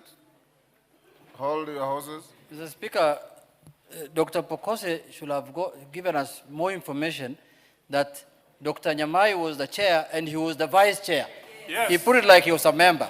No, I but, was a vice but, chair. but Mr. Speaker, just to... He said he seconded. Yeah, but he was the vice chair of that committee. Yes. Mr. Speaker, the fact of the matter that is coming out today here is that Parliament ratified this treaty. Yes. Mr. Speaker, yes. Let us be open to Kenyans. We gave them opportunity to give their public participation. We ratified. We told Americans, do what you want to do. Yes. And when the Speaker says, as many of that opinion say, aye, now don't cheat Kenyans. It is true what minority leader is saying. We ratified the agreement as the National Assembly. And it became the law of Kenya, because by ratification, what it means is that it becomes part of the law of the country. Ask the question. My question to the Cabinet Secretary. Yes. You know, when people are raising about the isolation centers being set up in certain areas, does it mean the whole hospital becomes an isolation center, or there is a specific area within the hospital that is set up as an isolation center? Because I think that is what Kenyans need to understand publicly, so that, like my colleague, when we talk about Koicholwa or Alupe, thinking that the whole of Alupe is an isolation center. So I think the Cabinet Secretary needs to clarify. Even as we speak of Kenyatta having an isolation center, what does it mean? Thank you, Honorable Speaker. Minister, can you answer all those in 5 minutes? Yes, Honorable Speaker. Honorable Speaker, let me start where Honorable Pukose left. That isolation centers are not part and parcel of the hospital where citizens access for other services. And it's not something only with Ebola. It is a standard procedure when an infectious disease happens, whether it is Marburg, Mpox, name it. So even in Alupe, in any facility, even in Laikipia, it is very far. Those who come from Laikipia know the expansiveness of Laikipia Air Base. It is far from the base and all the facility in the base. So no hospital. Honorable Chair, Honorable Junet asked whether the issue of our sovereignty. And in my statement I say, and I want to emphasize, that international cooperation does not mean surrender of our national authority and sovereignty. All public health decisions within Kenya remain under the authority of the government of Kenya. International partners and governments, including the US, they provide technical assistance, they provide health commodities, they provide finance, and I want to thank the US government, the only one so far, apart from WHO, who has provided 1.7 billion for just only Ebola. They provide training and logistics support within the framework approved by the Kenyan authorities, and which is consistent with the Kenyan laws. So, Honorable Junet, I want to assure you that all the facilities which are being established, including the one in Laikipia, for the protection of the people of Kenya and all persons within the Kenyan borders, they are not foreign facilities. They are not exclusive facilities. They are not facilities served for any nationality. They are public health assets established and coordinated under the authority of the government of Kenya. Honorable Speaker, Honorable Sholei, I think, made it very clear. We have a moral responsibility. Every county where we are setting isolation, quarantine, treatment centers, they are based on science and the law. And it's done by experts who are Kenyans. Honorable Madenge, you are a member of the health committee. You know that I have never shied away or abdicated my role as a minister for health, and I'll never do it. But this agreement first was signed by Minister Macharia. It was again extended by my very good colleague, the current Minister for Agriculture, Kagwe. And when an extension is being done, it only requires one ratification by the House. So the House has passed, the way we have passed many other many other agreements, and this is all to protect our people. Honorable Nyikal, Kenyans will have a priority in admission to any of the centers, including Laikipia. And we should not be very much preoccupied just one center. I don't know what is so fast about Laikipia. We have 23 centers. Even in my own backyard in Garissa, it's one of the counties. Tomorrow, if we agree to put it, and we're going to put it, the people of Garissa will be saved. So we have 23 centers, Laikipia included. And Kenya is one, and let us promote one Kenya, one health, and we protect Kenyans regardless of where they come from, regardless of their counties. We need the isolation quarantine centers, Honorable Speaker, first and fundamentally, morally and constitutionally, to protect our citizens, Kenyans. Again, also to protect other people who live or who come through our country. But for our partners who have signed the agreement, they can access these centers. Americans can access any of the centers. Of course, Laikipia is one of the centers they have jointly worked with the Kenya Defense Forces. Honorable Speaker, Honorable Susan talked about loud and clear. I don't know, I can't answer what is loud and clear, because Kenyans, when they want to make their choice, they do it through a referendum or through public participation, not through demonstrations. And the health of our citizens cannot and will not be decided by 3, 4 people, 10 people who will demonstrate outside MOH. Tomorrow, if Ebola, God forbid, finds itself in our country, the person and the people who will be held responsible is the current government.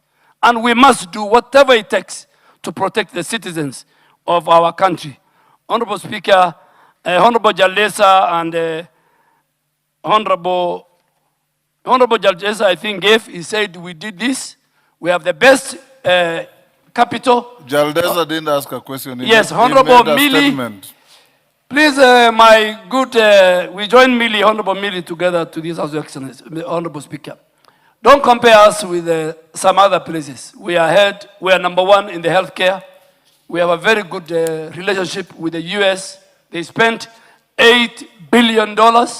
Today, the gains we are proud of in HIV, in AIDS, in malaria, in the capacity of the laboratories in Kisumu, like Kemri, CDC, Walter Reed in Kericho. Those were built because of the partnership we have with the US government.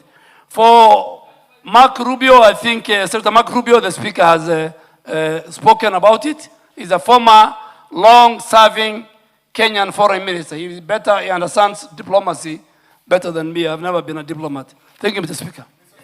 We'll end there. Yes, Nyekal. Which one? Will people who are already sick where they are be transferred to this unit? Mr. Speaker, I ask that question because science and international practice is when people are sick of a disease in a pandemic or an epidemic, you treat them where they are. You don't move sick people to a place where there's no disease. I would want a question to that. And Mr. Speaker, let me also say, this agreement does not oblige the government to put an Ebola unit. This agreement was general. Yes. Honorable Speaker, even to Honorable Nyekal, even here members are sitting.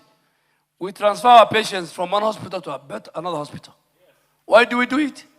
Because we want them to get better care. The healthcare system, and I don't want to be misquoted, the healthcare system there and the healthcare system for a Kenyan who gets sick. I am sure all of you sitting here, if your next of kin gets Ebola in DRC, the first thing you'll do is to bring to a better healthcare system in Kenya. Honorable Speaker, and I don't want to talk about hypothesis. As of today, there's no Ebola outbreak. So don't take me to a situation where I discuss about people who are infected with Ebola. When that comes, then the House can call me back and ask me that question. That, are you bringing in people who have Ebola? As of today, there's no Ebola patient in Kenya. When that time comes, I am around, the House can call me back.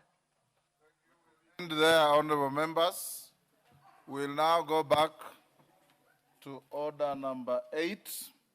It is now 4, you'll call it, well, it's now 4:23. This second allotted day will end at 7:23. And the next allotted day will end at 10:23:25. Call out the next order. Minister, you are released to go back to your office. Order number 8, motion, consideration of the budget estimates for the financial year 2026-2027, general debate, second allotted day. My record shows the Honorable David Ndakwa, member for Malava, had 6 minutes to go. Ndakwa, you have the floor. Thank you, Mr. Speaker. To have given me this opportunity to continue with the debate on the consideration, the estimates for this financial year, 2026-2027. As I had done my first point, Mr. Speaker, I would like to emphasize on the youth funding, which is an empowerment programs for the youthful Kenyan population, which is a potential that remain underutilized. Mr. Speaker, to the little economic and employment opportunities, we must allocate more resources towards vocational training, enterprise development, innovation hubs, sports and digital skills. Mr. Speaker, we need to offer youth affordable credit facilities so that they can empower themselves where the employment is scarce in our country. Mr. Speaker, sir, empowering our youth is not just about expenditure. It is about investment of this country into the youth, which is for the future and the prosperity of this country, looking at the stability of the economy. Mr. Speaker, I'd like to comment something on education, whereby an educated society is empowered. An empowered society, Mr. Speaker, in the nature that we strongly advocate and enhance the funding of this education sector. Mr. Speaker, sir, education remains an equalizer to our standard of life, and most effectively is a tool in fighting poverty and also creating job opportunities. Looking at this budget, Mr. Speaker, we look at the allocation and find that it has been given a substantial amount of 789 billion towards education. Mr. Speaker, sir, this is a good gesture on infrastructure development. Mr. Speaker, sir, on the recruitment of teachers, whereby we need to have GSSC teachers to be confirmed because they are serving on contract. Mr. Speaker, sir, we are looking at the allocation of bursary, whereby the needy students are to be helped to enhance in their academics. Mr. Speaker, sir, bursary also as a conduit for getting to understand the measure of academic in our law society. The much that is given to education should be given a latitude in bursaries, whereby bursaries in our constituents is also giving lifeline to the low earners in our society. Mr. Speaker, sir, we need digital learnings to be enhanced and also some improvement in learning environments, not just in local areas, but also in urban areas. A denied child to access education is a disservice, because for equity in understanding what education is all about, to acquire knowledge, Mr. Speaker, we need quality education and we need financial constraint. Mr. Speaker, sir, looking at this budget on healthcare, healthcare has been given an allotment, Mr. Speaker, that I find to be well, depending on the primary healthcare, Mr. Speaker. An improved access to healthcare, Mr. Speaker, it can keep some good survey in equipped hospitals, whereby health centers, like where I come from, Kamchisu dispensary, has got its alignment to understand and be given a leeway to make sure that we are accessing health facilities with no difficulties. Unemployment given to our medical practitioners, Mr. Speaker, sir, where they are not motivated, you will find that their working condition is very poor, which is leading to demoralization. Mr. Speaker, sir, we need to strengthen universal health care, because most of our vulnerable in the society are the one getting pressure to tip into their pocket for them to get treatment. Mr. Speaker, sir, we have been talking about Ebola.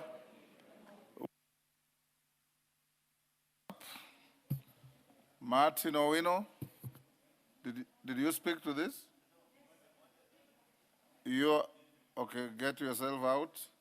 Victor Koech. I'm following the screen. Thank you. Thank you so much, Honorable Speaker, for the opportunity as well to contribute to the motion that is before this House on the consideration of budget for the financial year 26-27, Honorable Speaker. I will constrain myself, Honorable Speaker, to the most of the basic needs.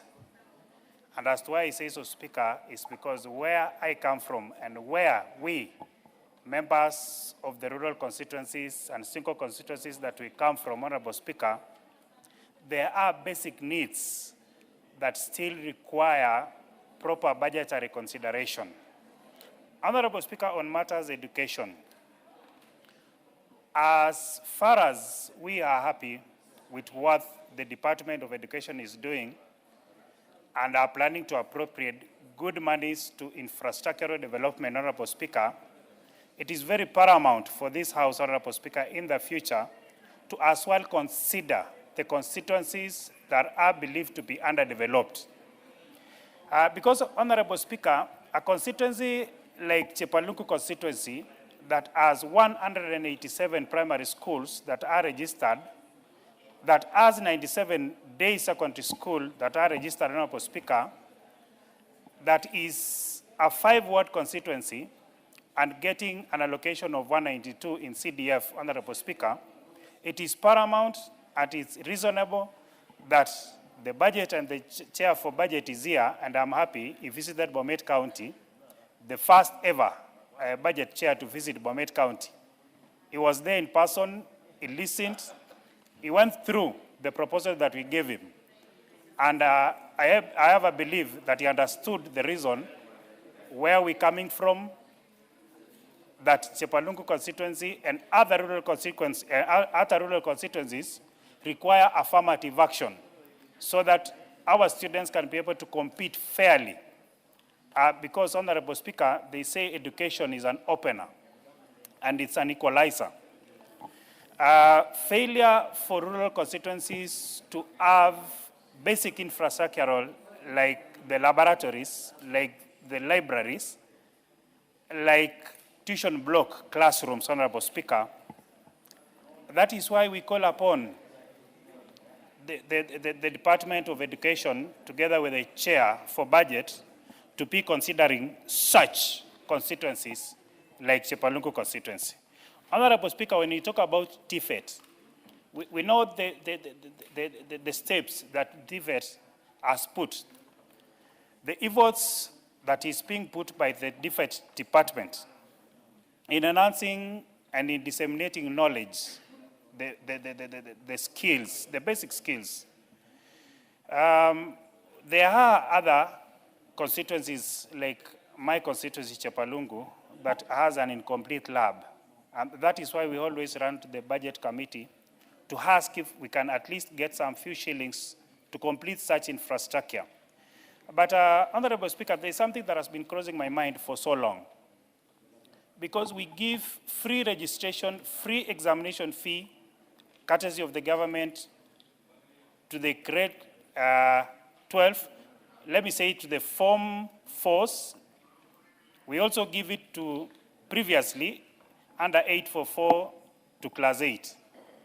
When it goes to the tertiary level, and I'm specific to TVETs, Honorable Speaker, a student or a learner who wishes to sit for exam is being asked to pay to a tune of 12,600. These are amounts, Honorable Speaker, that we've been discussing and encouraging that the Ministry of Education, through TFETs, if it is possible, they can also give free registration to these particular learners so that they do not fall or drop out of school because of lack of examination fee. Honorable Speaker, when I come to electricity, Honorable Speaker, we have had various debates on how we appropriate these monies.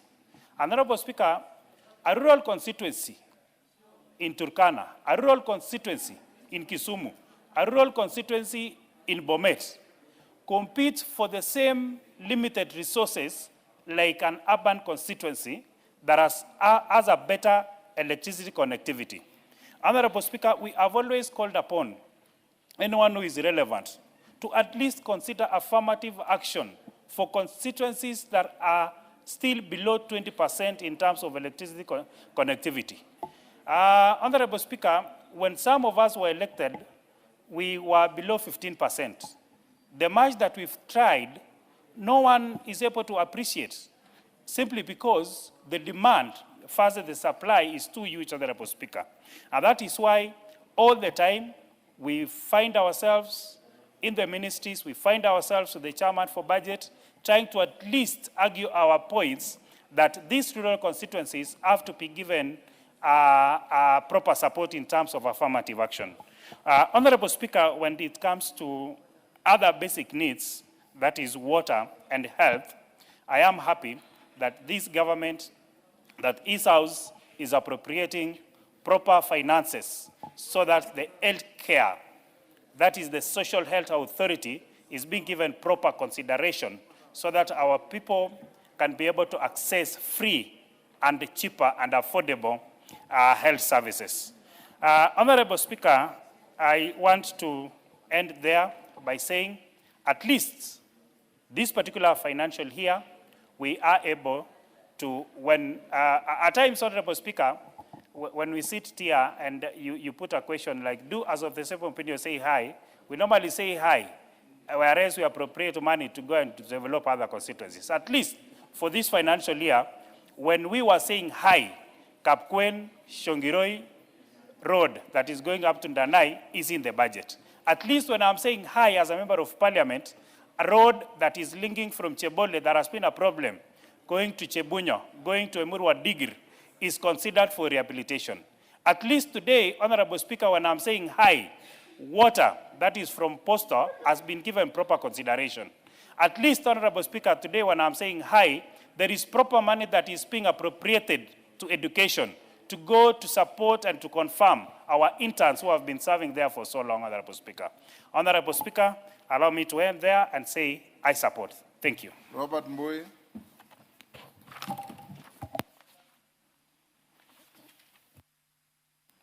Yeah, thank you, Mr. Speaker, for this opportunity to also make my contribution on the budget of this financial year. Mr. Speaker, first and foremost, I just want to demystify this issue of budget because many times Kenyans will be glued on their screens looking at what is happening here and looking at the budget like it's a very major issue. But budgets are very basic, Mr. Speaker, because the budget just deals with the expenditures, and it's the same, personal expenditures also are budgeted, family expenditures are budgeted, expenditures of organizations, businesses are also budgeted. So it's the same thing that the government does.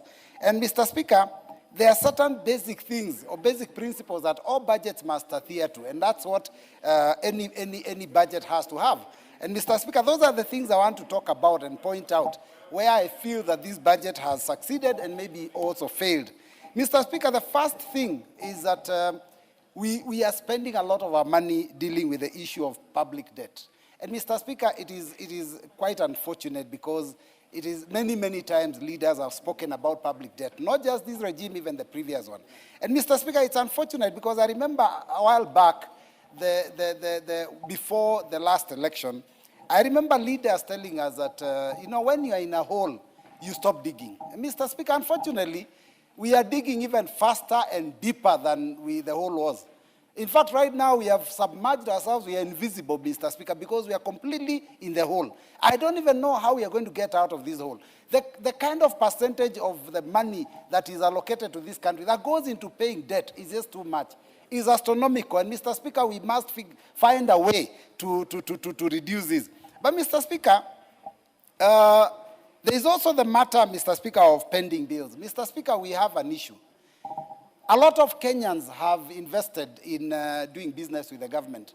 And and it's not just even at the national level, even at the county level. And they are owed so much money, in excess of 60 billion. Mr. Speaker, I ask myself, that money, if it was released to go back into circulation, obviously that's how the economy grows, because then we have money that is being spent, and therefore we can be able to grow our economy even faster.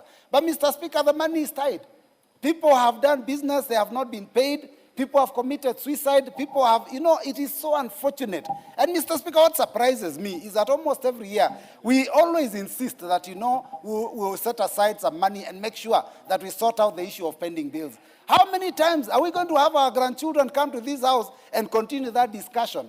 We must reach a point and bite the bullet and say we must sort out this thing once and for all. And, Mr. Speaker, we also have to find out what do we do with those government officers that have spent beyond what they are supposed to spend. Because what is it that causes spending bills? Maybe there are some people that give contracts or jobs when there's no money to pay. So, Mr. Speaker, we have to be careful as a country so that we don't continue endangering our people. It is a song that we have sung. We must stop the singing now and make sure that we take action. Mr. Speaker, there is also the issue of prioritization. How do we prioritize our expenditure? Mr. Speaker, sometimes I look at the budget and, you find that there are certain areas, because even in your own personal budget, you will prioritize. You will look at those expenditures that you must, like you must pay for your rent, you must pay for your children's fees, you must buy food. Those are a must. Those are recurrent expenditures that you must do. Then you will, whatever remains, then you can endeavor in doing some kind of development. You cannot start building a house when you don't even have money to pay for children's food. So, Mr. Speaker, the prioritization here is strange, because you look at the kind of budget that, for example, will allow State House and the office of the president, and then you ask yourself, how do we spend that kind of money when we have teachers, intern teachers that are being paid peanuts? And then we expect, and they say if you pay peanuts, you get monkeys. How do you expect teachers being paid, underpaid so badly, to go to those classrooms and teach our JS children? So, Mr. Speaker, and then again, look at the number of teachers. There is a shortfall, there is a shortage of the number of teachers.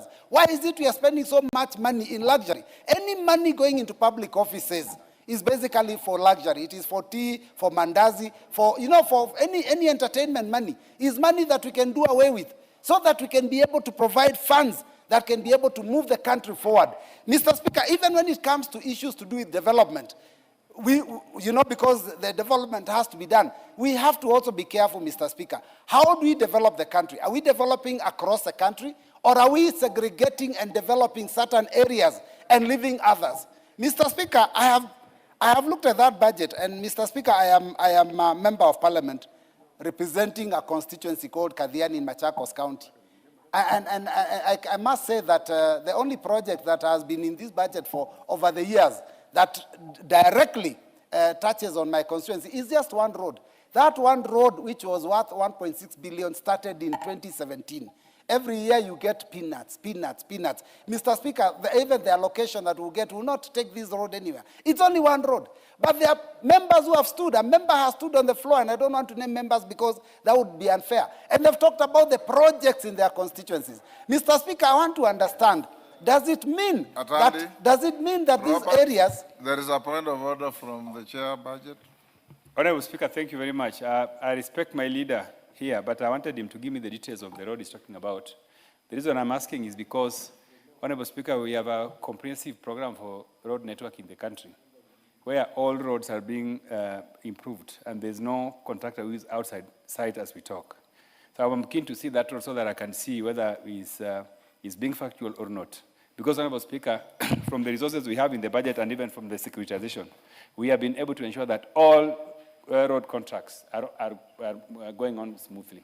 Honorable Speaker, if the leader could be able to share me the details, I'll be able to respond to that is concern. Because the principle of this government is not to segregate any part of the country. Thank you. Thank you. I'm happy.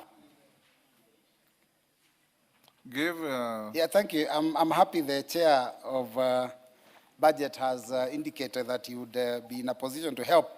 It's a road from Keno through Mitaboni, through Kadhiani, all the way to a place called Kaani. Contract given in 2017, and it is even now. I mean, right now there is no contractor on site. Mr. Speaker, these are facts, because even not just my place, there are many roads that are stalled all over the country.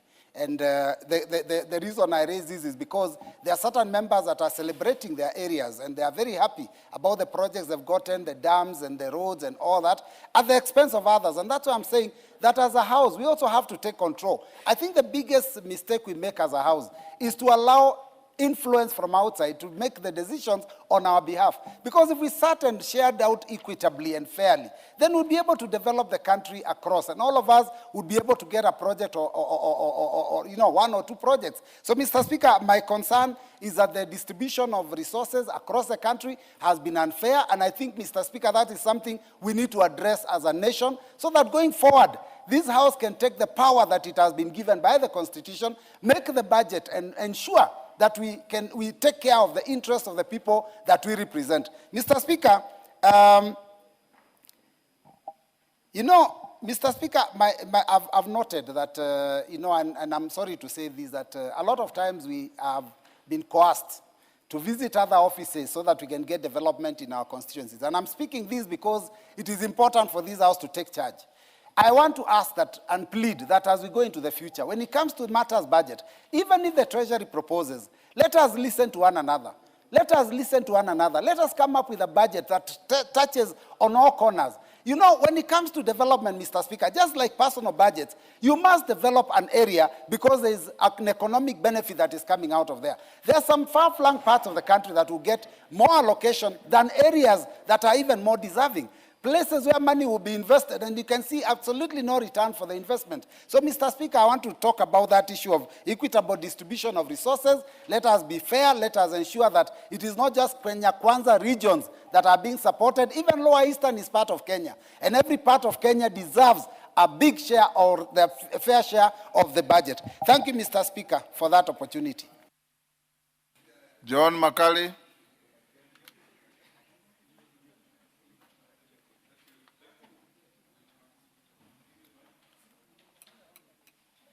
Give me the mic. Oh, thank you, Honorable Speaker, for the opportunity to also weigh in on these budget estimates for the financial year 2026-2027.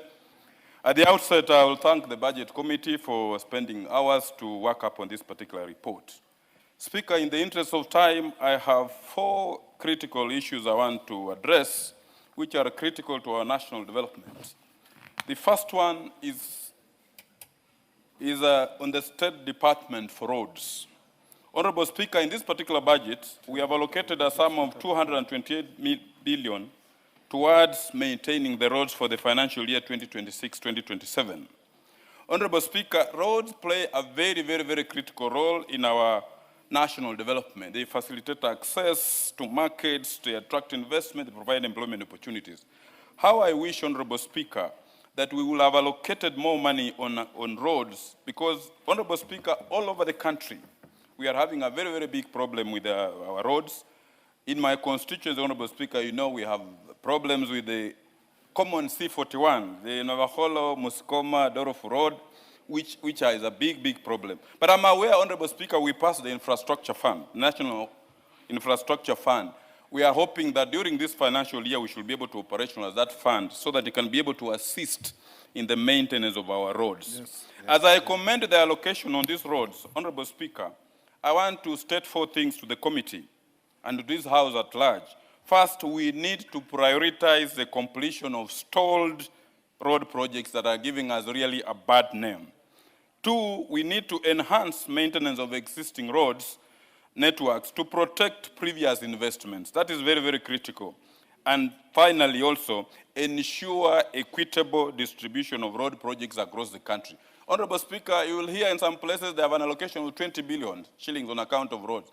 And you find an area like Western where you only have maybe an allocation on account of roads around only 10 or 12 billion only. We want equity in the distribution of sums of money set aside towards construction of roads. I also support the operationalization of National Infrastructure Fund because it will be critical in removing the pressure on the budget in respect of these particular roads. The second item which is critical to our national development is agriculture.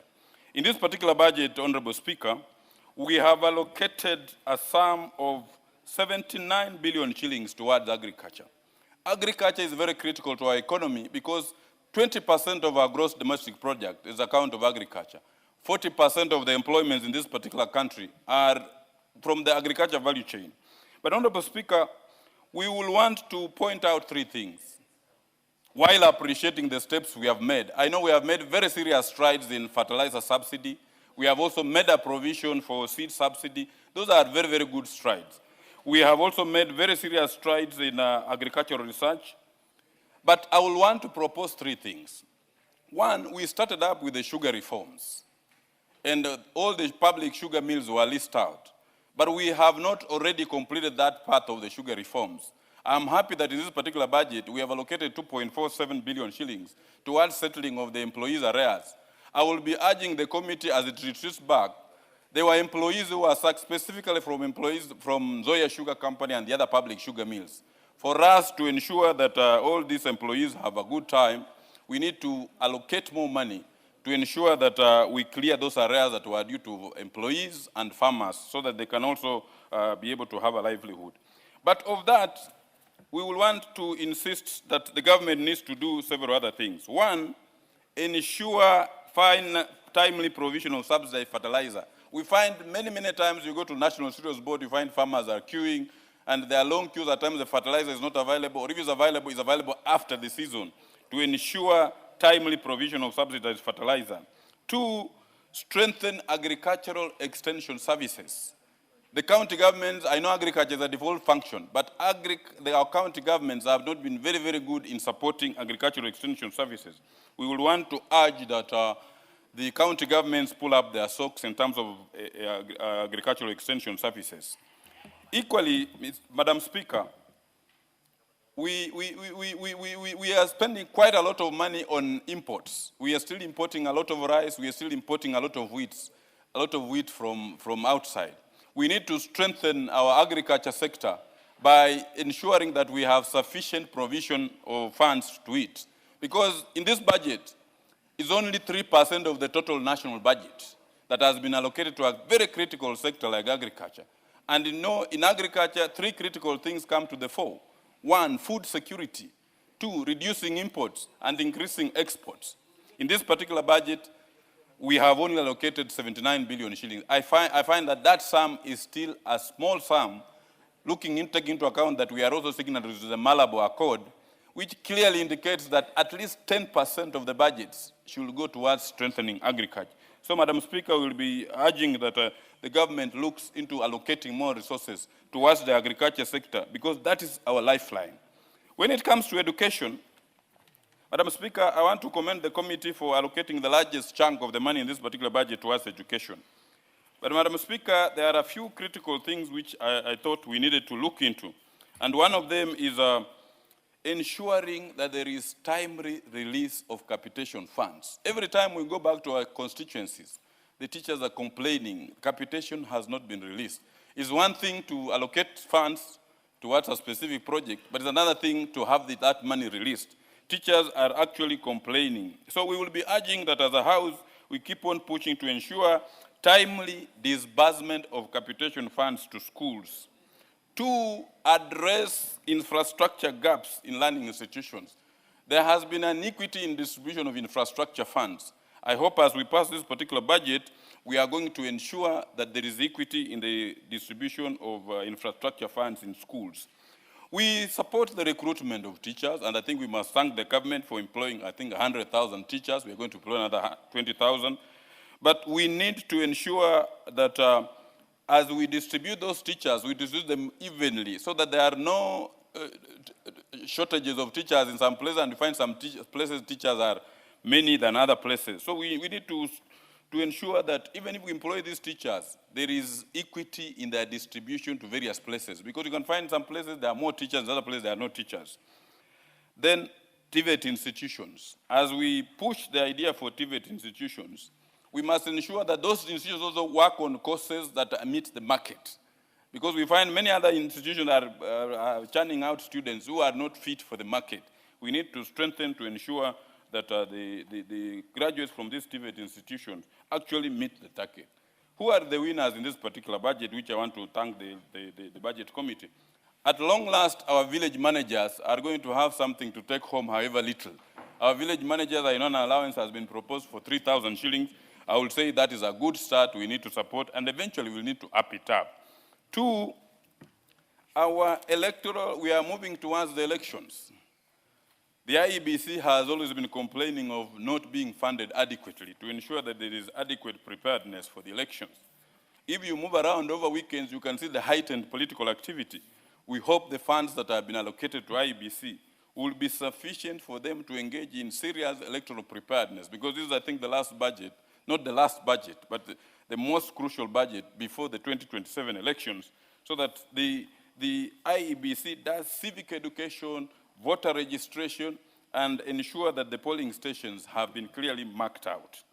Equally, from this, we will wish to thank the committee also for looking at confirmation of the JSS teachers. The committee has made a recommendation to have 20,000 teachers confirmed. How I wish you will have confirmed the entire 44,000 teachers who are on internship in JSS and have them, all of them confirmed. But moving forward, we can have a very, very nice budget. But, Madam Speaker, as a House, we need to also pull up ourselves to ensure that we monitor the usage of these particular funds. Because if we do not, then we could just have sums of money distributed on paper, but we are not monitoring up the usage of these particular funds. Because every time we move out in our constituencies, you'll find people are saying funds have not been used, programs that were actually budgeted for have not been executed. We hope that this time round we are going to do our oversight role as much as we can, so that we can ensure that the public funds are put to good use. I support, Madam Speaker.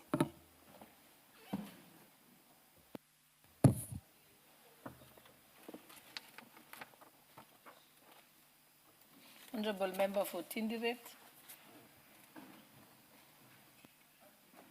Thank you, Madam Speaker. Madam Speaker, I want to also weigh in and contribute on the budget, the estimates for the 2026-2027. Madam Speaker, first and foremost, I want to laud the chair and the committee for work well done. More importantly, in the education subsector, which encompasses 4 main departments. It encompasses the TVET and Vocational Education Training Department, Basic Education and Training. It also has University Education, and lastly, we have Research. Madam Speaker, this budget has allocated education 781 billion shillings, accounting for 26% of the entire budget.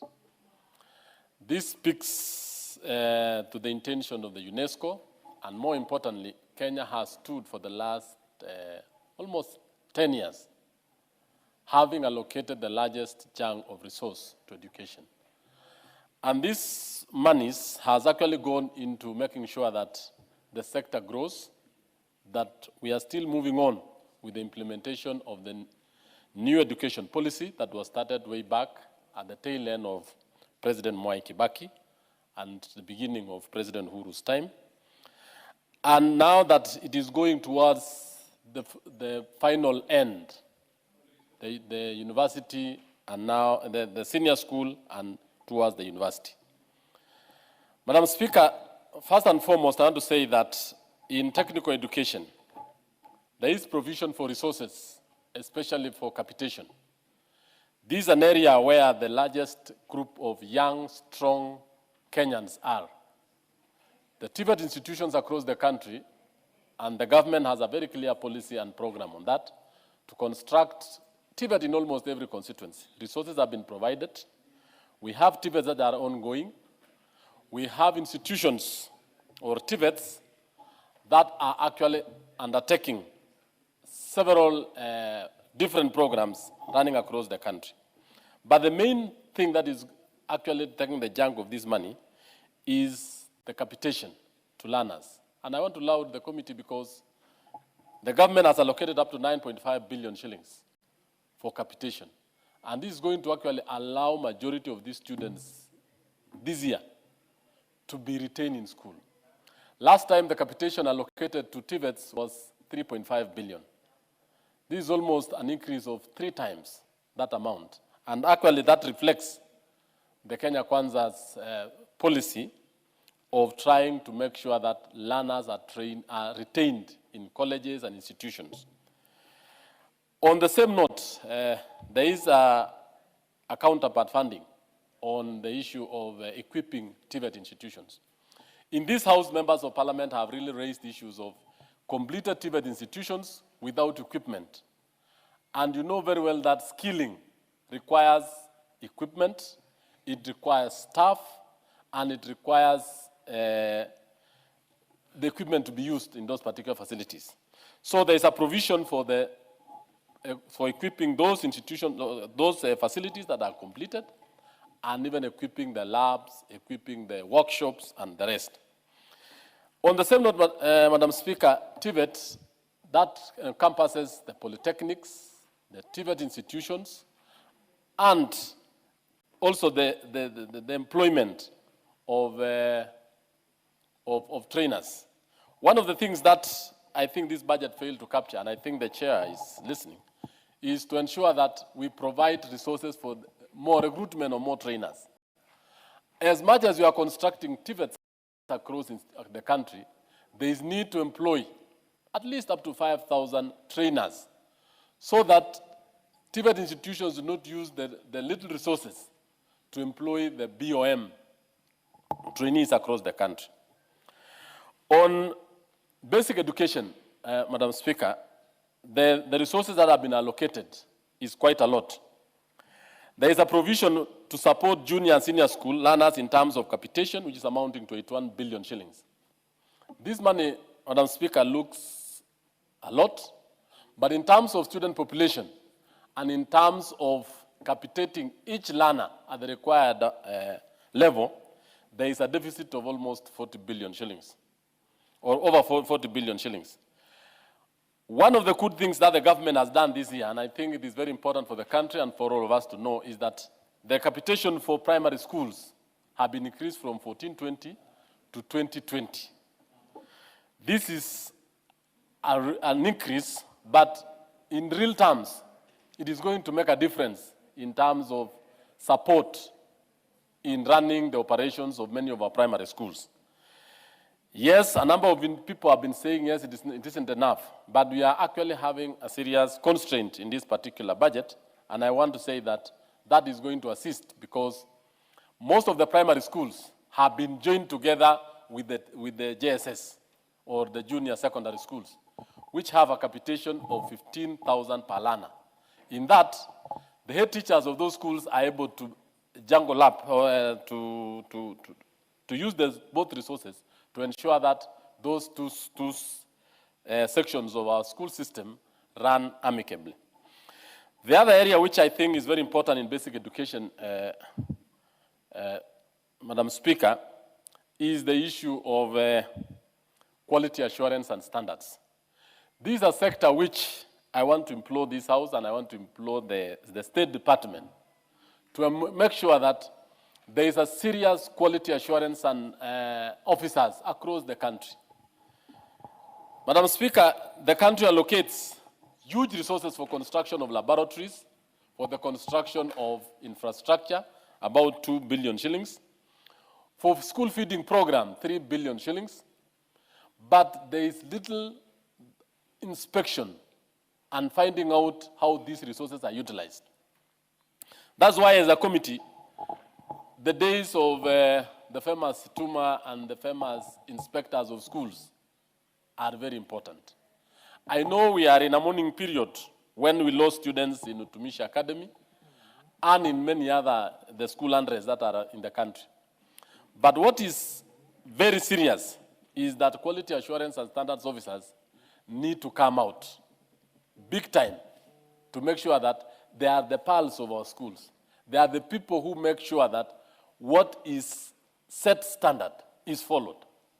But every time we allocate budget here, quality assurance is given almost nil. In fact, I was asking the CS and the PS, why is it taking backstage? Yet these are the people who keep schools running, who make sure that teaching and learning is going on, who make sure that facilities that we have allocated resources are actually being constructed. And the rest, they are giving feedback and they're also telling us the issues on the ground. Madam Speaker, I think the school feeding program, we gave a very clear policy as a committee, and especially on the issue of the spread and the extent of the feeding across the country and in marginal areas within specified areas of the country. So that's very important. The other issue, Madam Speaker, is the issue of Teacher Service Commission. Teacher Service Commission has been allocated a budget of over 400 billion shillings. This money goes to serve the following purposes. One is salaries, most of it is salaries, or remuneration for the staff, and more importantly, to convert 20,000 interns into permanent and pensionable.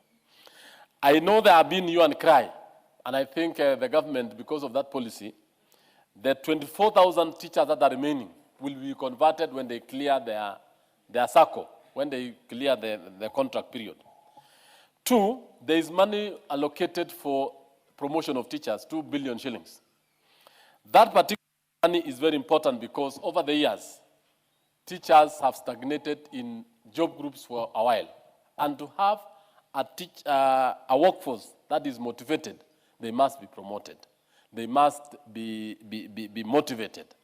And the government has allocated this. And this was actually a policy that I think will promote thousands of these teachers. Last year, they were promoted 14,000. The other year, 36,000. And I think this year, out of the retirement savings and this, they'll even promote over 30,000. On the same note, Madam Speaker, we have the issue that is very important and which teachers have been calling for, especially on the issue of the WIBA and the WIBA and they call this other insurance, where they were really complaining, the accident cover. This is an area which the government has not been able to cover for the last period of years I've been in this sector, over 10 years. And every other time, the Teacher Service Commissions come before and they make a plea on that. The other area which I want to really talk about is the issue of the CBA, that this money covers the CBA for teachers, which they arrived and agreed with the government 2022-2027. It has actually been factored in this particular budget. Lastly is on the universities. The universities, Madam Speaker, is a sector that has grown over the years to be the largest subsector in the education sector. The State Department for University Education has been allocated resources, 1, for construction and completion of stalled projects within various universities. I want to laud the State Department this time because they have a fair distribution of development projects across most of the 30 universities. And I think this is going to ensure that projects that are 80–90% complete or are supposed to be completed and be brought to use. This is as a result of movement, or actually as a result of an oversight visit by the Education Committee across all public universities.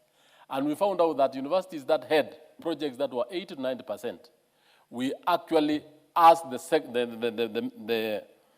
the department to make sure that resources are allocated to each and every university to complete and bring those buildings to use. Madam Speaker, another allocation that has been done at the State Department for Higher Education is funding for the university's CBA.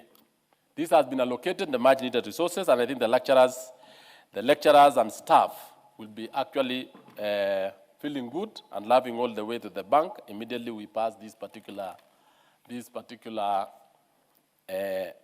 estimates in due course, and therefore it will actually make sure that the government honors the CBA of 2017, 2022, and the subsequent years to come by. The other allocation that has been allocated to the universities is the capitation, which now has been given the State Department. However, Madam Speaker, the capitation that has been given has only been awarded to the year 4, 5, 6, the year 5 and 6 universities that are still having the former DUC funding model. The current funding model, most of the students will be actually catered for in the new funding model. And most of the funds are channeled at Higher Education Loans Board and University Funding Board. However, there has been a plea from the Vice Chancellors and more importantly from the State Department that the resources be channeled and be capitated as it has been over the years to make ease the implementation of that particular program. Madam Speaker, I also want to thank the chair budget, more importantly, especially on the issues that he has actually captured very well in university education. One of the issues that I think is very important is also ensuring that the universities within our country, and more importantly, the lecturers, have their money. On other issues, Honorable Speaker, I want to thank him because in agriculture, there is a lot of resources that has been given for the fertilizer subsidy. And as most of us are from rural constituencies, I in particular, where my constituents are tea, coffee, and sugar farmers, that particular subsidy is going to go a long way in putting money in the pockets of our farmers.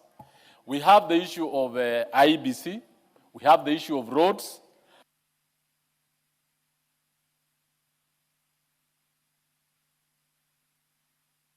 The issue of IEBC, I've seen there is a good resource allocation, and this is actually to promote democracy in this country.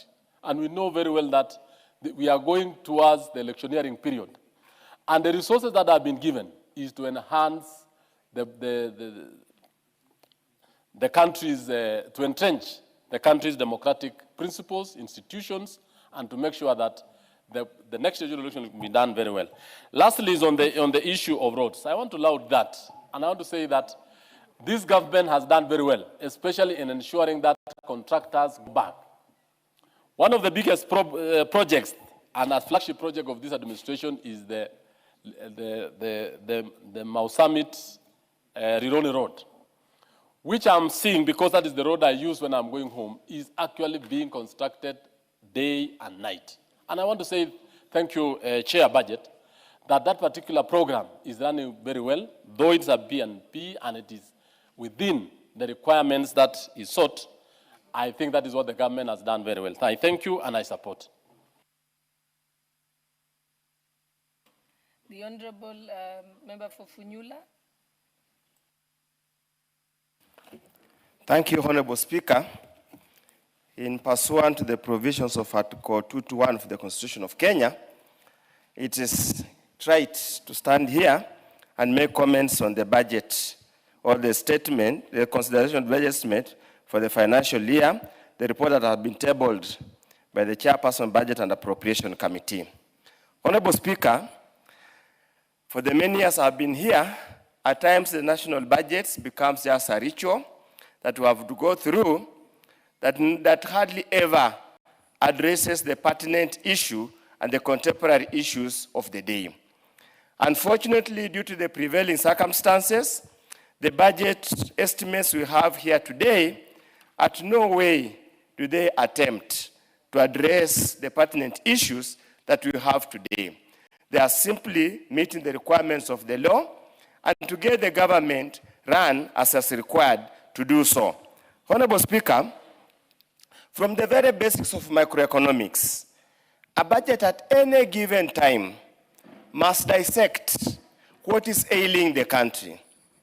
The budget policy statement was explicitly clear. It picked out what are our challenges, it picked out what are our problems. The Economic Survey 2026 picked out what are our challenges, what are the things that needs to be done to kickstart this economy. Truth be told, and we cannot keep on hiding our head in the sand, the economy is not doing well. That's the plain truth. Anybody who deludes himself the economy is not doing well is only doing well for those around a certain people who are the ones who have taken hostage of the money, as they put it in my village. Honorable Speaker, if you have read the economic survey, they are very clear. The issue of reducing per capita income, the stagnant jobs, the low salaries or income, vis-a-vis the increasing cost of living.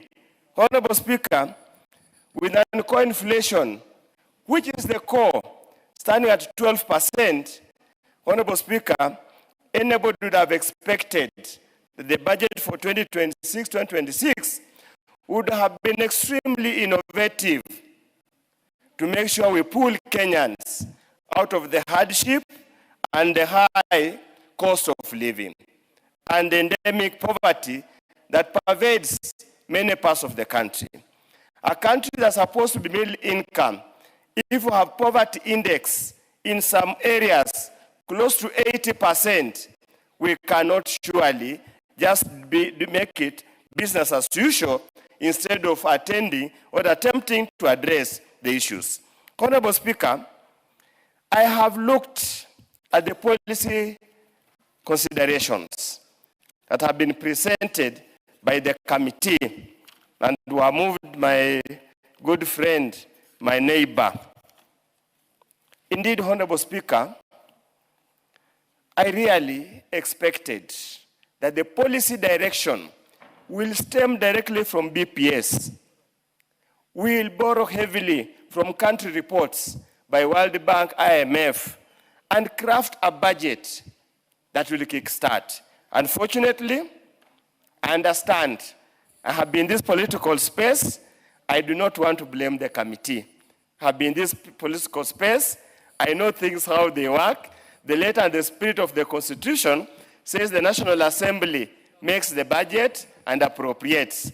But as many will tell you who have held that position, they know reality is different. The exigencies of the day might force you to go elsewhere. Honorable Speaker, if you dissect the structure of this economy, the way the economy is being structured now, we have no room. There is no headroom for us to change the economic status. The only headroom we have is to completely change the structure of this economy. Continuously relying on agriculture. I can see my colleagues are gloating about fertilizer subsidy. If an economy, in the third middle income economy, if you're still preoccupied with food production, subsistence production, then we would rather accept where we belong and remain there forever. Honorable Speaker, the income, the profit margin from agriculture are very low, and any invested shilling, the marginal income, marginal utility, actually sometimes tends to be negative. We must focus the economy where we need to make sure things move to the right direction. And where does that lie, Honorable Speaker? That lies in making sure the manufacturing sector, the productive sectors, that's manufacturing, mining, value addition, and the service sector. Honorable Speaker, that's where we should have refocused this budget to ensure we invest in those areas that realize better returns. Honorable Speaker, what have we done? What have we done? And Kenyans need to understand this. What have we done? Out of a national budget, national government budget of about 2.3 trillion, we have allocated close to 30 billion towards the executive office of the presidency. That includes the office of the president, includes the office of the deputy president, includes the office of the prime cabinet secretary, includes the office of the cabinet, as it's called, the cabinet affairs, parliamentary affairs, and includes State House, which Honorable Speaker and the Kenyans need to understand, has gobbled up a whopping 13 billion. This ending financial year, because the abuse of Section 223, they actually ended up close to 18 to 19 billion. Yet, Honorable Speaker, when you look at what we have allocated towards enablers of industry, is zero. It's negligible. Based on what we can do. Honorable Speaker, it's indeed telling, and we raise this issue. Honorable Speaker, whatever they have told us, this regime has told us they have invested in the manufacturing sector, Honorable Speaker, has been only pumped into brick and mortar, building the KIPES, EPZA, that little white elephants. Nobody has expressed any investment. Even the investments were pumped into, since they took office in 2022, the return is negative. And you expect Kenya to achieve Vision 2030 of being the most industrialized country in the next 4 or so years to come. Honorable Speaker, when you go through this, Honorable Speaker, there are some wasteful expenditures. In a country where we're grappling with so many challenges, setting aside 800 million to buy police helicopters and air wings, honestly speaking, Honorable Speaker, I do not know if I didn't have food in my house, whether I will pay for the Prado that many of us are using, Honorable Speaker. Honorable Speaker, Let me also mention a matter that has been continuously mentioned here. Honorable Speaker, the question of fair distribution of developments. Question of fair distribution of investments. I do not want to cast any aspersion to my colleagues who sit in the various committees, but Honorable Speaker, if you pick this document and go through it with a tooth comb, you can see manifest bias towards certain regions of this country. And you can see deliberate exclusion of certain sections of this country. We have talked about this matter continuously, non-stop. Unfortunately, it seems to be falling on deaf ears. Honorable Speaker, there's so much to be talked about, but allow me, Honorable Speaker, to raise a very fundamental issue. We are talking about universal health care. We are talking about universal health care. Yet, Honorable Speaker, in this proposal, we are reducing by 1.1 billion funds allocated to primary health care fund. Primary health care fund, yet you were told every person who falls sick will go to any hospital and get treatment. How that person go to hospital and get treatment, and yet the funds it's supposed to do that have been reduced once again. Honorable Speaker, we are being unfair to the people of Kenya, and Kenyans will judge us harshly. Very, very harshly. Very, very harshly. Of course,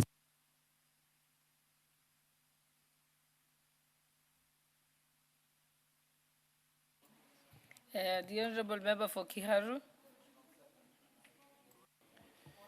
Thank you very much, Honorable Speaker, for this chance. And from the onset, it's good that I make it very clear, having served in the same capacity that you are debating today, that most of my views will actually be towards the owner of the fiscal policy in Kenya, which is the executive. Because it will not be very polite for you to start then casting aspersions to the same people you served with. And therefore, most of my comments, Honorable Speaker, from the onset, is on what the executive can do better, basically because I've been there and I know, as Honorable Udo put it, the budget of the country, the relevant committee actually makes changes less than 1% of it. And therefore, the entirety of it and where the meat is not up out of the minimal changes that are made in Parliament, but out of our fiscal policy. Honorable Speaker, we are currently debating a budget of around 4.89 trillion Kenya shillings, meaning we are almost going to 5 trillion. Probably, even by the time we are debating the appropriations bill, maybe we'll be cruising around 5 trillion Kenya shillings. Honorable Speaker, this is unprecedented. But of note is that we are making an ordinary budget for extraordinary times. Honorable Speaker, I have gone through the report, and I have gone through even what was tabled by the Treasury, and I see they fall short in realizing that the global economy, which the Kenyan economy sits in, is in some waters that are difficult, and which we actually need to do something in the budget in terms of reprieve of Kenyans in the oil sector, and especially in prices. I got the opportunity to appear before the committee and also the finance committee, and I'm sure I'll be pursuing further processes inside of the House, and especially as we debate the finance bill. Honorable Speaker, the country does several interventions in terms of growing the economy. One is on the monetary policy, which mainly is based on stability in the employment sector, inflation, and exchange rate. But the more far-reaching intervention that is done by any government, which Kenyan government should do, has been done by other governments, is a fiscal policy. And fiscal policy is anything about budget, revenue-raising measures, debt, and anything else in between. And Honorable Speaker, to start on the first one, which is debt. I have seen the fiscal deficit currently as it was proposed by the National Treasury. And Honorable Speaker, it is mind-boggling that the current fiscal deficit is actually the highest we have ever had at the beginning of the financial year. And I say at the beginning because, as Kenyans now know, this is a moving target. Where we start is not where we end. And definitely, where we started at 5.5% of the GDP is not where we are going to be at the close of the financial year as we move towards making the other budget in April. Honorable Speaker, currently, Kenya has borrowed in excess of 13 trillion Kenya shillings. I know this even sounds like an abnormal figure, that the current national debt is in excess of 13 trillion Kenya shillings. But how has the graph been? President Mwai Kibaki's time, it moved from 600 billion to around 1.7 trillion Kenya shillings, meaning he borrowed around 1.1 to 1.2 trillion in his entire 10 years. Honorable Speaker, from 2013 coming to 2022, the national debt moved from around 1.7, 1.8 trillion to around 8.7, meaning we borrowed around 7 trillion in the 10 years. But Honorable Speaker, currently, the national debt has moved from 2022 to date by more than, is actually going to 4.5 trillion Kenya shillings. It seems there is a rush that one of the targets the government is aiming to actually break is to go in record as to be the one that borrowed the most within the shortest time possible. Honorable Speaker, currently we are borrowing 4 billion Kenya shillings every day. 4 billion, including today. And this is in net terms, meaning refinancing or the money borrowed to pay the previous loans are actually not included, Honorable Speaker. The other thing that we must be very mindful of is that even beyond what I'm reporting, I've not even talked about some illegal debts. One of them goes by the name called securitization, which I have asked all the relevant committees officially to give Kenyans any document anywhere about securitization. There is none, even in this parliament, Honorable Speaker. I've also not talked about illegal debts like the Taranta board, Honorable Speaker, a loan of 45 billion Kenya shillings that Kenya will pay an interest rate of 100 billion in 15 years. The second thing that I want to highlight, Honorable Speaker, is the decimated development budget. Honorable Speaker, what goes into serving Kenyans directly is the direct development budget. And Honorable Speaker, as we see, as members of these committees can actually tell, there is a whole difference between the budget we are reading today and debating and what is going to come out in what we call exchequer. Honorable Zamzam, you don't debate by yelling. Press a point, the speaker may see you. Honorable Speaker, what I'm trying to say is that the amount of money... Zamzam, what's your point of order information?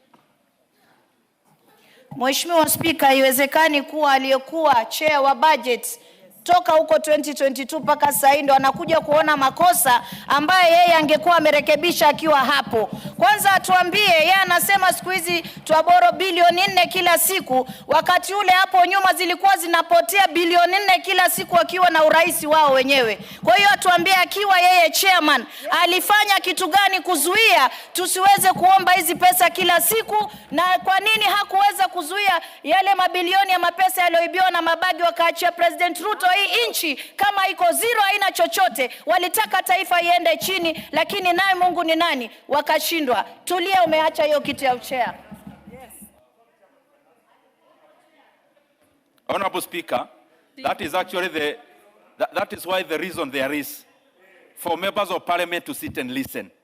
Because if you could have listened, you could have not interjected, and instead of informing, you actually parade your ignorance before the House. Honorable Speaker, as I go to the other issue of development budget, it has been coming down.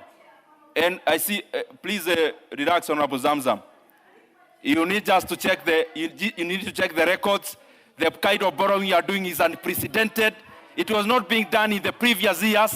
This is a record, Honorable Speaker. Honorable Speaker, as I go forward, the issue of education, that, Honorable Speaker, it is important for us to take education very, very seriously. And I will highlight 3 scenarios in terms of education. Our brothers and sisters currently volunteering as JSS interns are looking at us debating in this house, and they expect nothing short of us, Honorable Speaker, passing our budget that will confirm all of them, the 44,000 of them, into permanent and pensionable terms. And not from January, Honorable Speaker, of next year, from July of this year, when the financial year starts. Honorable Speaker, I call upon this House that as we process this budget, TSC must take over this budget and confirm all the 44,000 JSS interns. Any shortfall in the budget, we are going to deal with it in supplementary one, Honorable Speaker.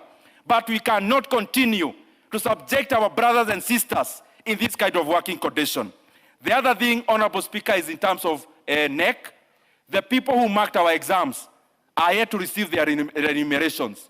Honorable Speaker, currently, we are also budgeting for another deficit in terms of that budget. It is important that we know that these are Kenyans who deserve to be remunerated and in time. The other thing is capitation. As we debate here, and the more the reason I talked about fiscal deficit, which is 5.5%, that we are debating here knowingly that the capitation budget in Kenya, as we are proposing today, is short of 50 billion Kenya shillings. So we are basically saying, oh, take this amount of money, we know there is a hole of 50 billion Kenya shillings, we'll deal with it. The same way we are going to deal with it, we also deal with JSS interns in terms of their confirmation. Honorable Speaker, there is something about village elders. Honorable Speaker, village elders deserve more than 3,000 Kenya shillings. This is an issue we have debated ever since. And it wasn't done then because there was no framework. The framework came about last year, Honorable Speaker. And out of the participations that we had done, Honorable Speaker, in terms of public participation, we expect the village elders to get at the very least 8,000 Kenya shillings, Honorable Speaker, per month to reward them for the good work they do in terms of our security. Honorable Speaker, as I go to the finish, as we talk about these specifics, it is important that we know that our fiscal policy has a direct ramification on what Kenya becomes. As we talk about this budget today, Honorable Speaker, the once giant, economic giant of the region is now sliding. That now Kenya has slid to number 7 largest economy in Africa from number 6, Honorable Speaker. That even in this current year, the projections is that Kenya will grow slower. But let's even deal with what is already there. That in the year 2025, of all our regional neighbors, Honorable Speaker, the Kenyan economy grew the slowest. That in Tanzania with elections, they grew by around 6%. Uganda with elections, they grew by around 6.5%. Honorable Speaker, Ethiopia grew higher at a faster speed than Kenya. That Rwanda grew actually by double digit in the last quarter of last financial year, cumulatively growing by 9.4% last year.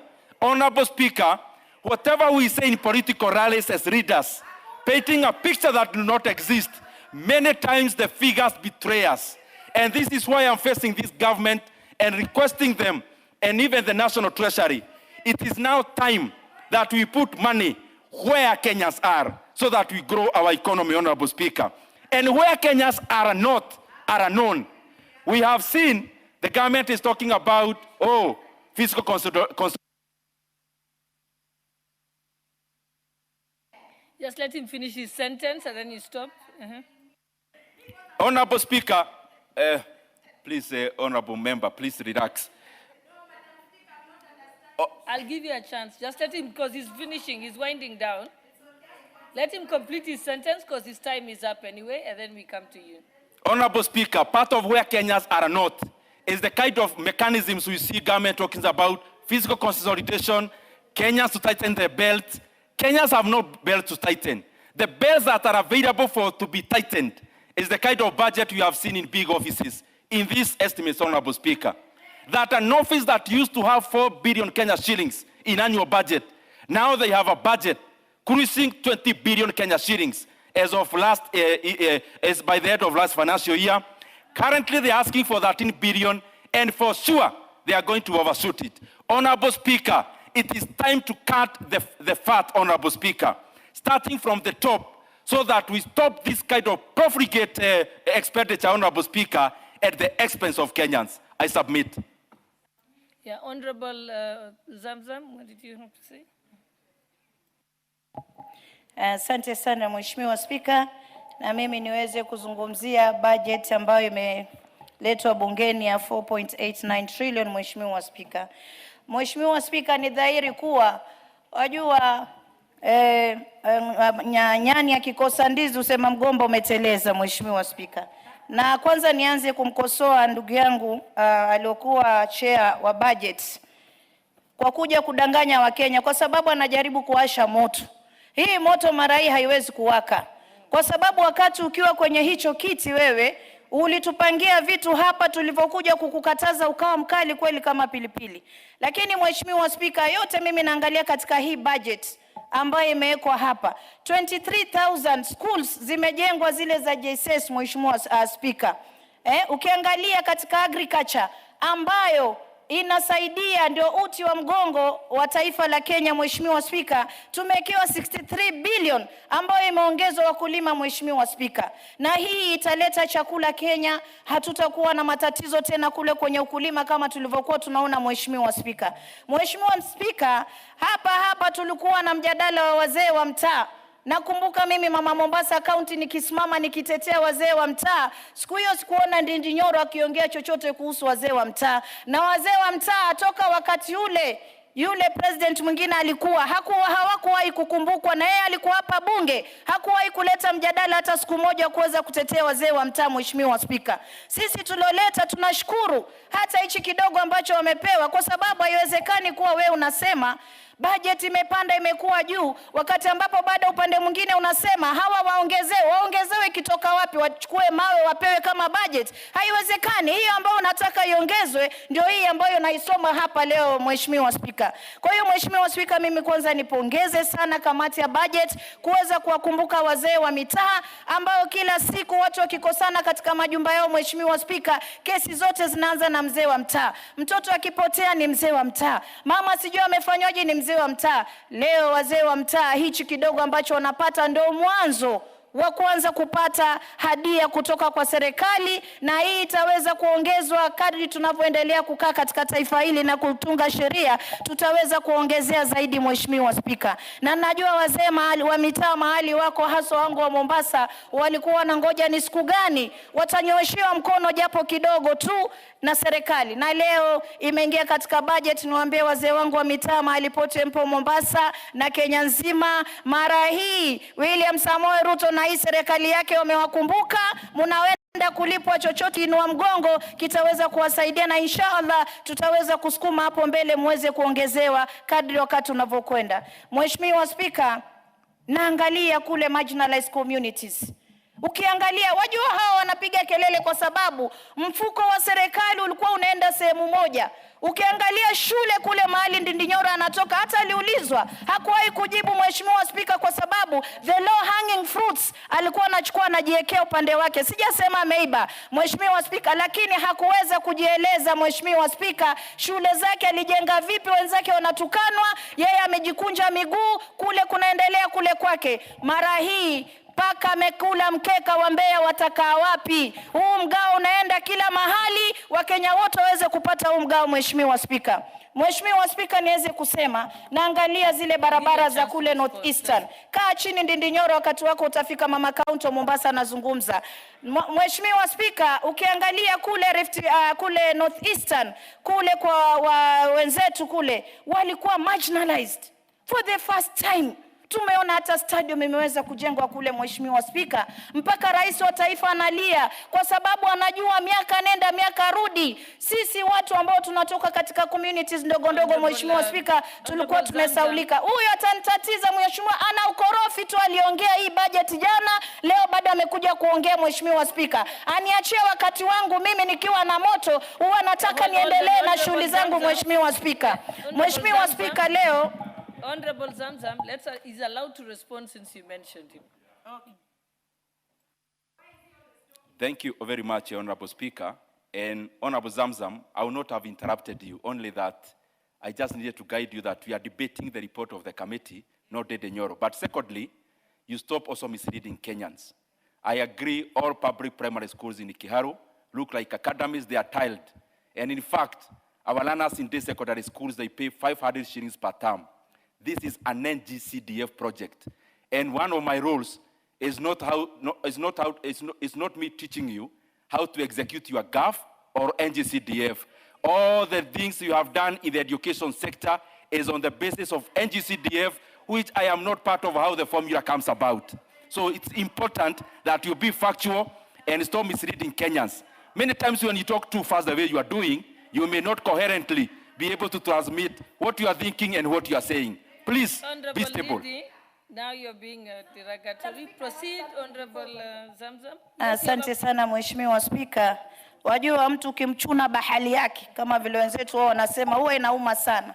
Kwa sababu Mheshimiwa Spika, haiwezekani kule ule mlemba kule kwake zile pesa zile anazozipata hata akifinya vipi hawezi fanya vitu ambavyo huyu amefanya. Na huyu alikuwa kwenye budget committee, sisi tunajua alikuwa zile low hanging fruits. Hii kitu inajulikana bwana. Alikuwa anajichukulia mabarabara na nini, na leo mimi nitakwambia wazi wala sitetereki, mimi naitwa Sibor Madakos, jike la simba. Na huwa sibabaishu na kitu chochote. Kwa hiyo mimi nataka niseme Mheshimiwa Spika, imefika wakati Kenya hawa watoto wote wanasoma katika mashule zote waweze kupata same wawe mgao wa kisawasawa Mheshimiwa Spika. Na mimi niweze kushukuru pia budget committee wamekumbuka capitation ya mashule na wameweka vizuri. Watoto wetu walikuwa kibaki nje Mheshimiwa Spika, wameweza kuweka pale. Nizungumze na niseme pia nakumbuka wakati ule tulikuwa tunazungumza mambo ya finance bill hata ikaleta matatizo katika taifa Mheshimiwa Spika. Budget wakati ule ilikuwa imefika 12 billion nakumbuka. Ya State House peke yake, manake ninayo hapa. Asije kututetesha huyu hapa leo. Imepungua huku paka imerudi chini leo Mheshimiwa Spika, kuambiana kuko kuelewana ndo hakuna. Kwa sababu yuko kule upande wa upinzani basi atasema lake tulifike. Hatuwezi choma hii nchi, mara hii tutaambiana ukweli ndani ya hili bunge. Mimi ndo nilitetea wa Kenya nikasema ile finance bill ilikuwa mbaya. Ilofuata Mheshimiwa Spika ilikuwa smart kabisa. Lakini sasa huyu asije kudanganya hapa wa Kenya kwa sababu wanataka kuchukua nafasi ya siasa katika taifa. Tunaelezana ukweli. Wewe wataka shule zijengwe, zitajengwa na mawe Mheshimiwa Spika? Hazijengwi na mawe. Na wengi hapa hata katika upinzani wamesimama wakipongeza hii budget. Lakini na mimi nawaongoja kwenye finance bill kwa sababu hii budget vile ilivyo lazima itatoka tax uweze kufandi hii budget hii. Na hapo ndo tutaka tuulizane, wewe ulitaka pesa ziwekewe huku nyingi, hizi pesa zilikuwa zitatoka wapi Mheshimiwa Spika? Mheshimiwa Spika, naona stadium zimejengwa kama kule juzi Northeastern wamefurahi, nimeona mabarabara zimejengwa na hapo ukiangalia infrastructure wameka 170 billion Mheshimiwa kutoka kwa 70 billion. Hii yote inaonyesha kuwa miundo misingi katika taifa itakuwa imenyooka vizuri sehemu zote. Mara hii hakuna kwenda sehemu moja. Hata sisi kule pwani tunataka Mombasa ing'are, ile barabara yetu tumeona imeanza kutengezwa na hata juzi Mheshimiwa Rais alikuja akaweza kuizindua. Ilikuwa barabara mbovu, sisi tukiangalia sehemu za wenzetu wako wamekaa vizuri lakini sehemu zetu sisi zilikuwa mbaya. Kwa hiyo lazima hii mimi narudi pale mgao wa taifa lazima uende sawa sawa katika kila sehemu. Wao wasionewe wala sisi tusionewe Mheshimiwa Spika. Mheshimiwa Spika, nazungumza juu ya ile pesa ya vijana ambao tuliona 4.7 billion Mheshimiwa Spika ambao ilikuwa inaenda kwa vijana. Wakati wa nyuma tulikuwa hatujui hizi pesa na zilikuweko katika budget. Wajua mimi nilikuwa najiuliza hii 5 billion hii iliyokuwa hapa na World Bank na ilikuwa inaenda wapi?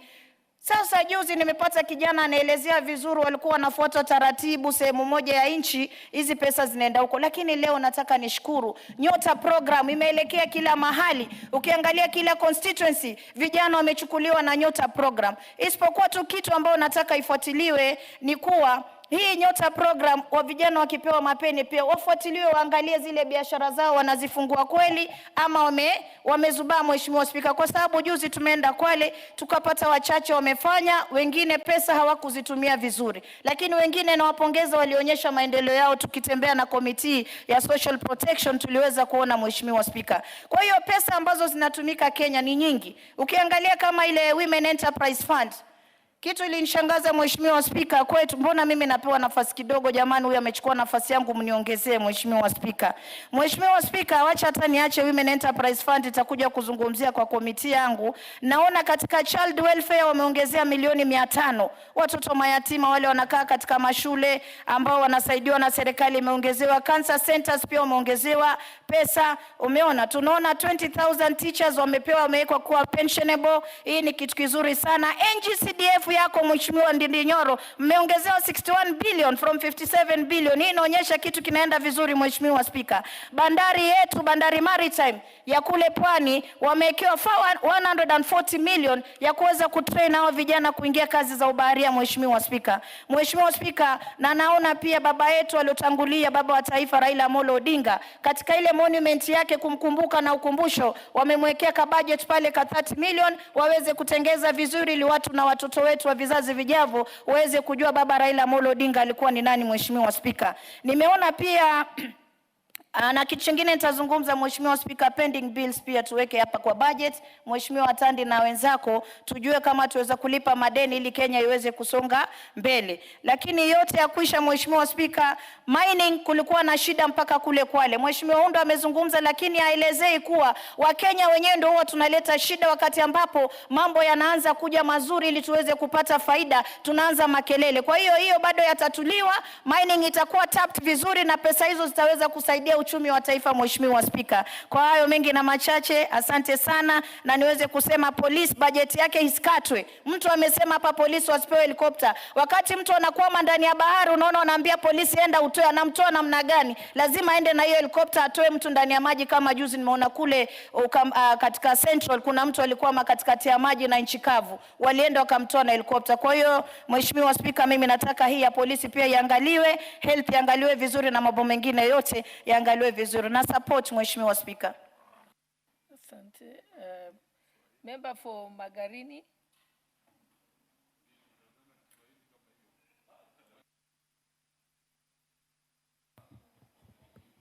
Asante Mheshimiwa Spika, kwa nafasi hii nikaweza nami kuweka sauti yangu katika makadirio ya fedha ya mwaka 2026-2027. Kwanza kabisa nianze na kupongeza kamati kwa kazi yao nzuri walioifanya na kuhakikisha ya kwamba kila pembe ya nchi inapata mgao sawa na sehemu zingine. Kwanza nipongeze kwa upande wa elimu, hatua ya kwenda Mombasa, safari ya kwenda Mombasa inaanza na hatua ya kwanza, vile ya kwamba tuko na walimu wa GSS 1044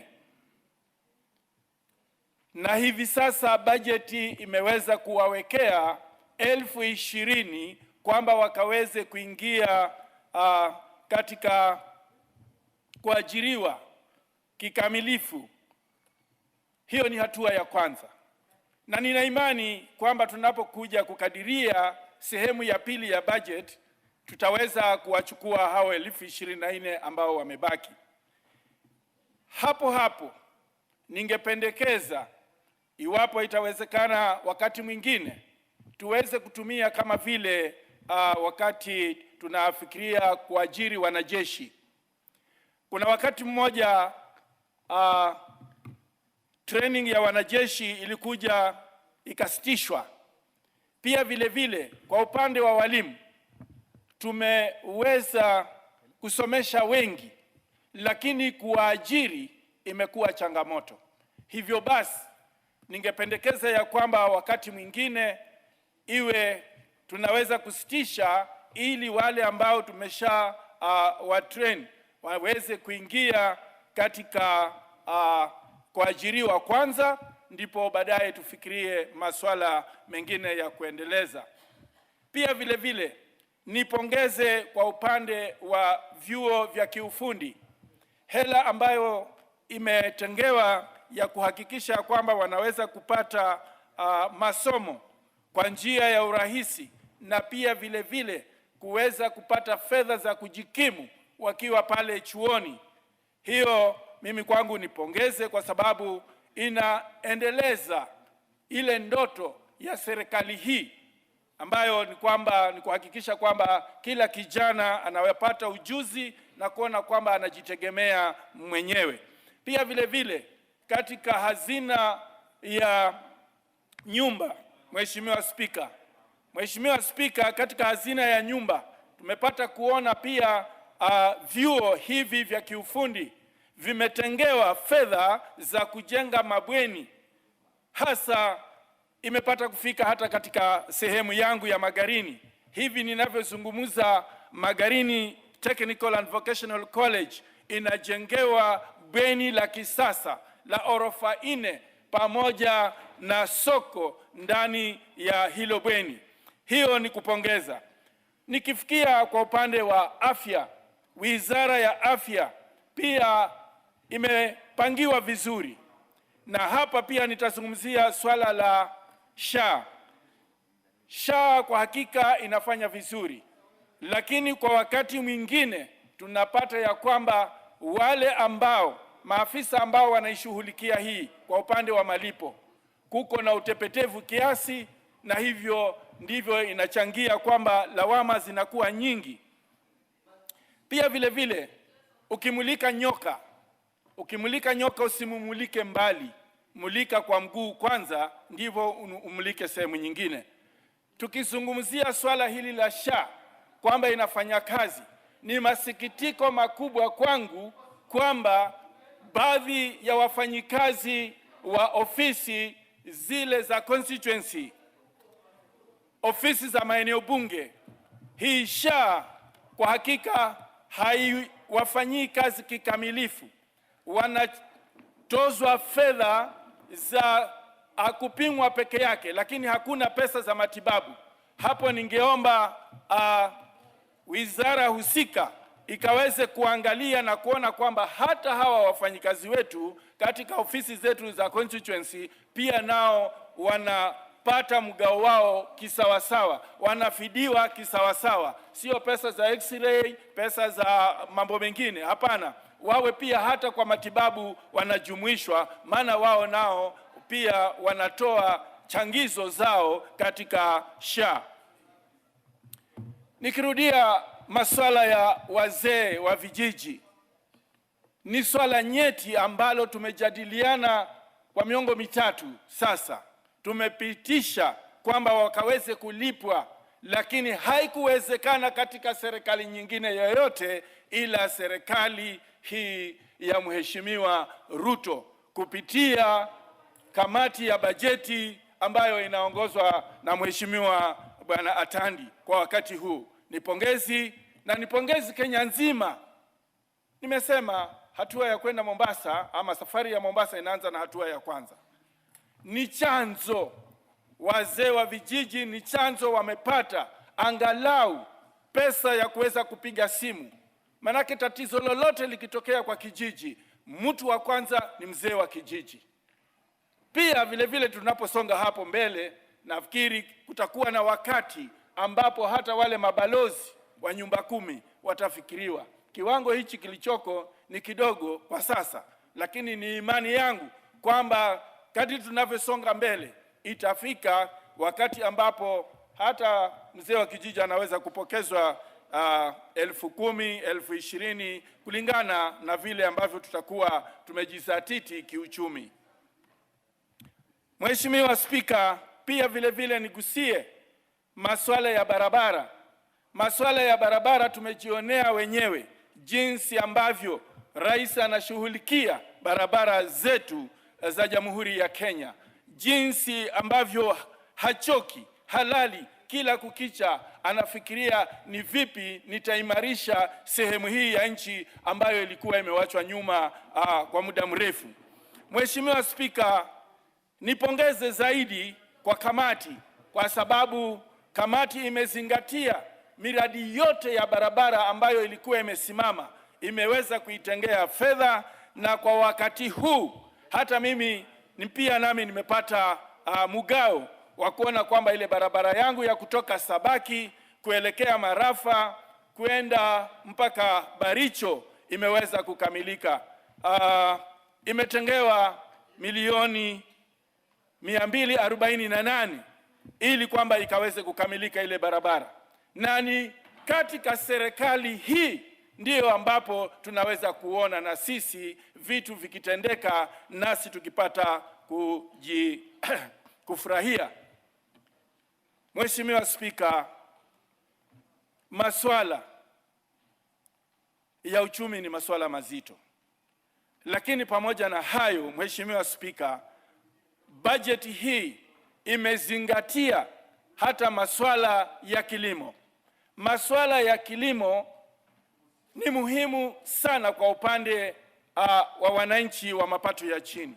Iwapo nchi inaweza kulima na inaweza kupata mbolea kwa bei nafuu, hapo ndipo wanaweza kuzalisha na kujitegemea wenyewe wananchi. Na hilo tumeona limezingatiwa katika bajeti hii.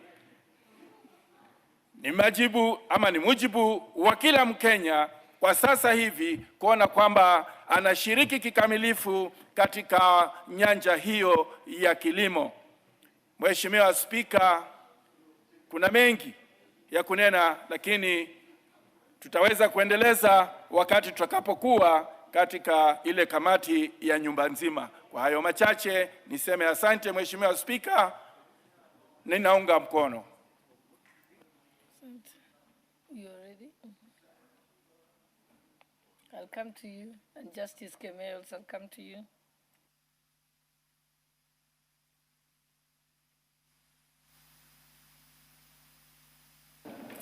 Thank you, Honorable Speaker. Honorable Speaker, allow me also to rise in support of this motion for consideration of the budget estimates for the next financial year, the year 2026-2027. And as usual, allow me, Honorable Speaker, to begin by thanking the Budget and Appropriations Committee, the Chair, the Vice Chair, all the members of this committee, and also all our members who sit in various departmental committees.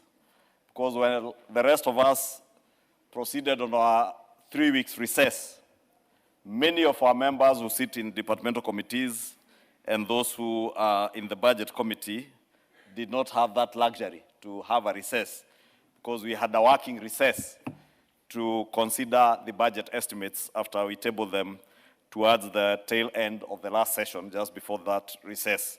Therefore, a lot of work has been input into the consideration of these inputs, and I must take this opportunity to thank all members who dedicated their time and a lot of their resources into ensuring that we have a report ready for debate.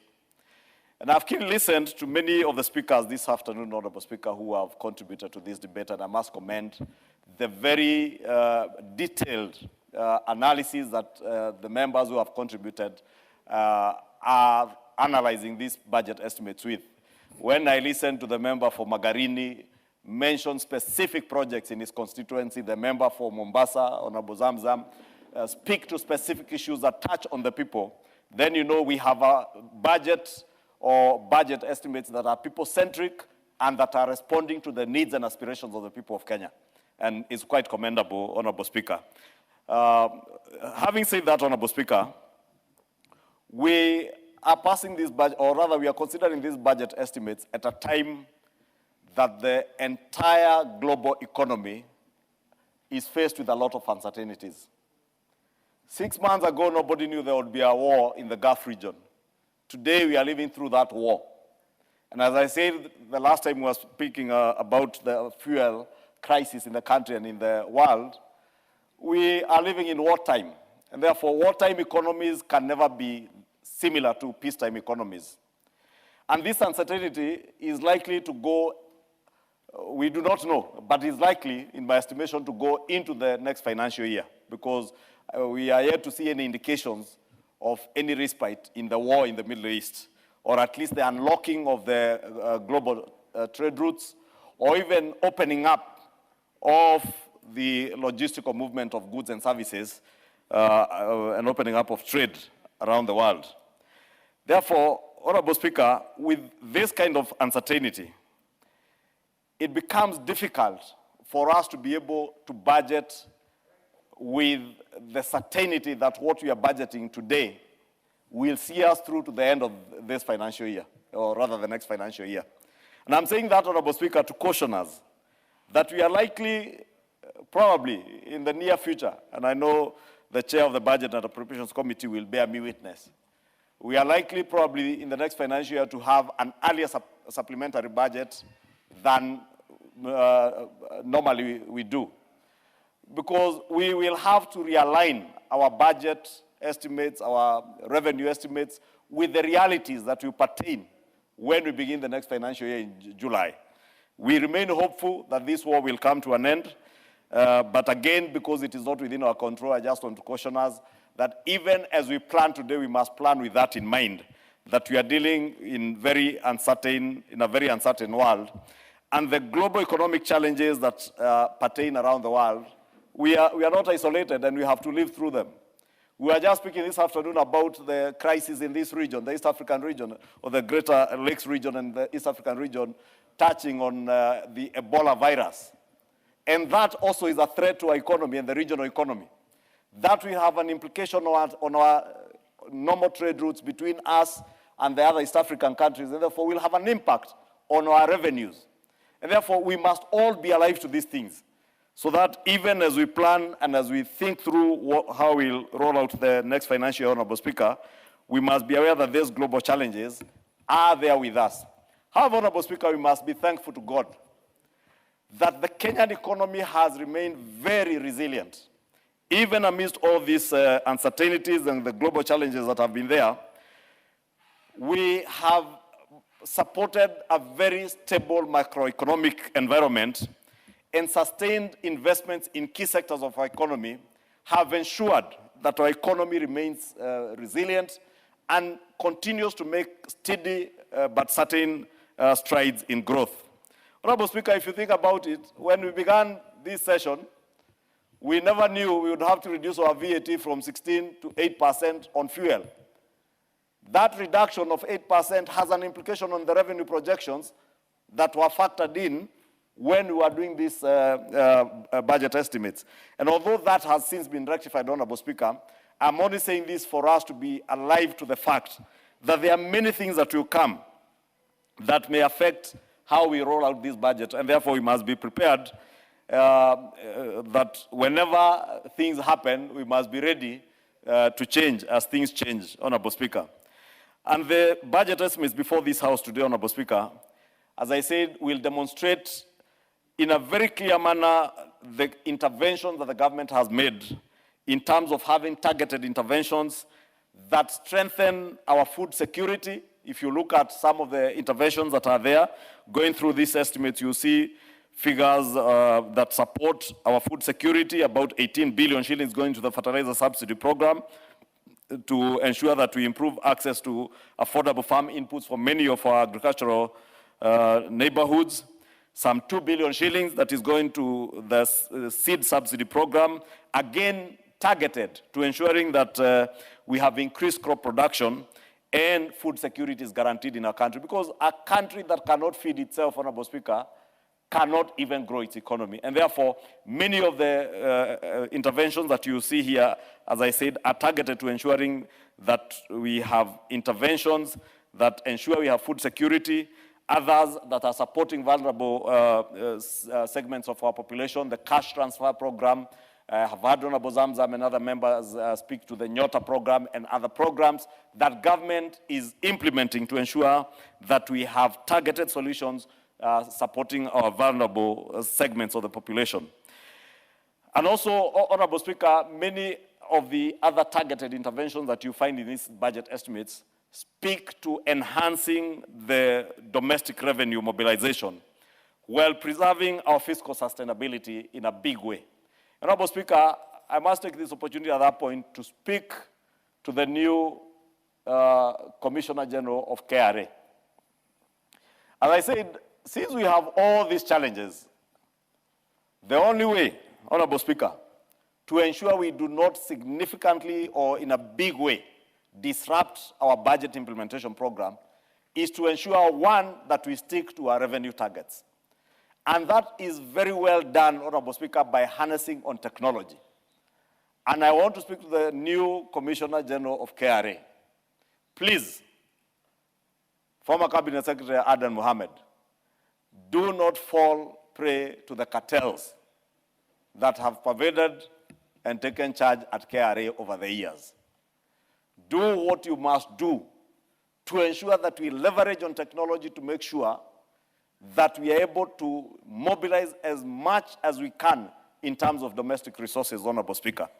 And if you look at the resources that we target to mobilize, Honorable Speaker, this year, you see, Honorable Speaker, we estimate to collect about 3.6 to 9.7 trillion shillings. Or 3.629 trillion. And that is equivalent to only 17.4% of our GDP. Honorable Speaker, if we are not able to mobilize more of our domestic resources as revenue coming into the country, then it will become very difficult to be able to finance this budget and also be able to carry on with all the programs that we have planned to carry out without disrupting other programs, Honorable Speaker, that had been rolled out before. And I was just trying to look through the figures that were there last year, Honorable Speaker. If you look at the figures we had in 2025-2026, we had an 18.4% of revenue against our GDP. Or rather, the revenue versus our GDP was at 18.4%. The next financial year, we are projecting that at about 17.4%. That is a 1% decrease. And that points to the challenges that I'm talking about, the global challenges, Honorable Speaker, in terms of being able to mobilize resources with all the disruptions that come in. At the same time, Honorable Speaker, if you look at our expenditure, the overall expenditures are projected at about 4.785, or 23% of GDP. Therefore, that tells you, Honorable Speaker, you have a deficit of over 1 trillion shillings. Actually, 1.1, almost close to 1.12 trillion shillings in deficit, equivalent to about 5.3% again of GDP. Honorable Speaker, this may be now. We do not know what will happen in the next 2-3 months. The pressure that is there for additional expenditure, Honorable Speaker, is certain. But the revenue is not certain. And I say that, Honorable Speaker, because very soon the Finance Committee is out there listening to members of the public on the finance bill proposals. And everywhere you listen to Kenyans speaking, they tell you we do not want any additional taxes. And I must thank the National Treasury and the Finance Committee because unlike what was being propagated by those who propagate a lot of propaganda and lies, this year's finance bill does not have the burden of additional taxes as those who are lying to people out there that, oh, the finance bill has taxes on land. And I think now Kenyans have come to realize it is not true. In fact, one of those foolish people who was propagating that thing on social media, I saw him now change gears and start saying, oh, it is not in the finance bill. It was in a rating bill. There is no rating bill. It is now an act of parliament. And therefore, if anyone was paying taxes, you would already be paying it because it is already an act of parliament. And therefore, Honorable Speaker, I must encourage each one of us. And by each one of us, I mean ourselves here and the people we lead, the people of Kenya, that we must be aware that we are in very uncertain times, and therefore there are certain things that must change. And part of the things that must change is how we expend our resources. And I've listened to a few of the speakers here, and I don't know whether my good friend who was seated behind me has left. And when I listened to some contributions and I hear somebody saying, oh, borrowing is excessive now. And I looked at the figures in these books, and Honorable Atandi will bear me witness. If you look at the executive budget of about 2.817 trillion, recurrent expenditure, yes, high at about 1.9. Development budget at about 840 billion. If you go, Honorable Speaker, to look at the figure that is there for CFS, the Consolidated Fund Services, and this is where you look at debt, I would dare the person who tells us that this government has overborrowed to tell us whether the 1.501.3 trillion shillings that has gone into the Consolidated Fund Services, the bulk of which is interest on loans. And if you look at the figures, Honorable Speaker, domestic interest payments are at about almost a trillion, 986.7 billion. Foreign interest payments at about 267.5 billion. Pension salaries and allowances about 247 billion. So, Honorable Speaker, as a former chair of the Budget and Appropriations Committee, when I stand here today and I pretend that the government is overborrowing, this 987 billion and the 267 billion that is going into interest payment, I would dare any former chair of a Budget and Appropriations Committee, including myself, because I'm a former chair of the Budget and Appropriations Committee, to tell the people of Kenya, be honest as I am. Because when I was a chair Budget and Appropriations Committee in 2017, 2018, we borrowed and borrowed heavily. This is what we are paying for today. This is not only about Atandi and CS Mbadi who have borrowed this money, that we are paying 1.2 trillion shillings on interest in the last 1 year, not even in the last 3 years. These are things we did over a decade plus ago, and we are paying for them now. But the fact that those who are in power today cannot run away from the responsibility of governing a nation and doing what must be done is to ensure, Honorable Speaker, that increasingly as these pressures continue to rise, we are also able to move away part of the expenditure that we were expending from the budget process to off-budget implementation, especially of development projects. And that is why, Honorable Speaker, in the wisdom of the President and the resilience of our nation and the commitment and the patriotism of many members of Parliament, we established the National Infrastructure Fund. That fund, Honorable Speaker, if you look at the figures today of 840 billion that we are able now to dedicate to development expenditure, we would not have been able to do that without NIF. And I dare say, Honorable Speaker, in the next 2-3 years, we will see this figure of 840 billion surpass a trillion, 1.2 trillion to 1.5 trillion being dedicated to development expenditure from the budget, because we are now able to lift off a number of the projects that would have been implemented through the budget, off budget, through the National Infrastructure Fund and through private public partnerships, Honorable Speaker. That is what we meant when we said that we will have innovative new ways of raising revenues, of ensuring that we are able to mobilize resources, to be able to roll out our development agenda without necessarily overburdening the people of Kenya, either through additional taxation, like we are not doing today, or either through excessive borrowing, like was done over the last decade. And unashamedly, Honorable Speaker, I have watched none other than the former President Uhuru Kenyatta, attempt to lecture the people of Kenya or the leaders of Kenya. And you know, I looked at Uhuru and I wondered, where was this man living before? Where were you, Uhuru Kenyatta, when Kenyans were buying a packet of unga for 260 shillings? Where were you? Now that you have become oversensitive to the needs and the suffering of the Kenyan people, where were you when Kenyans were queuing to buy an available fuel at pump stations across the country? Where were you?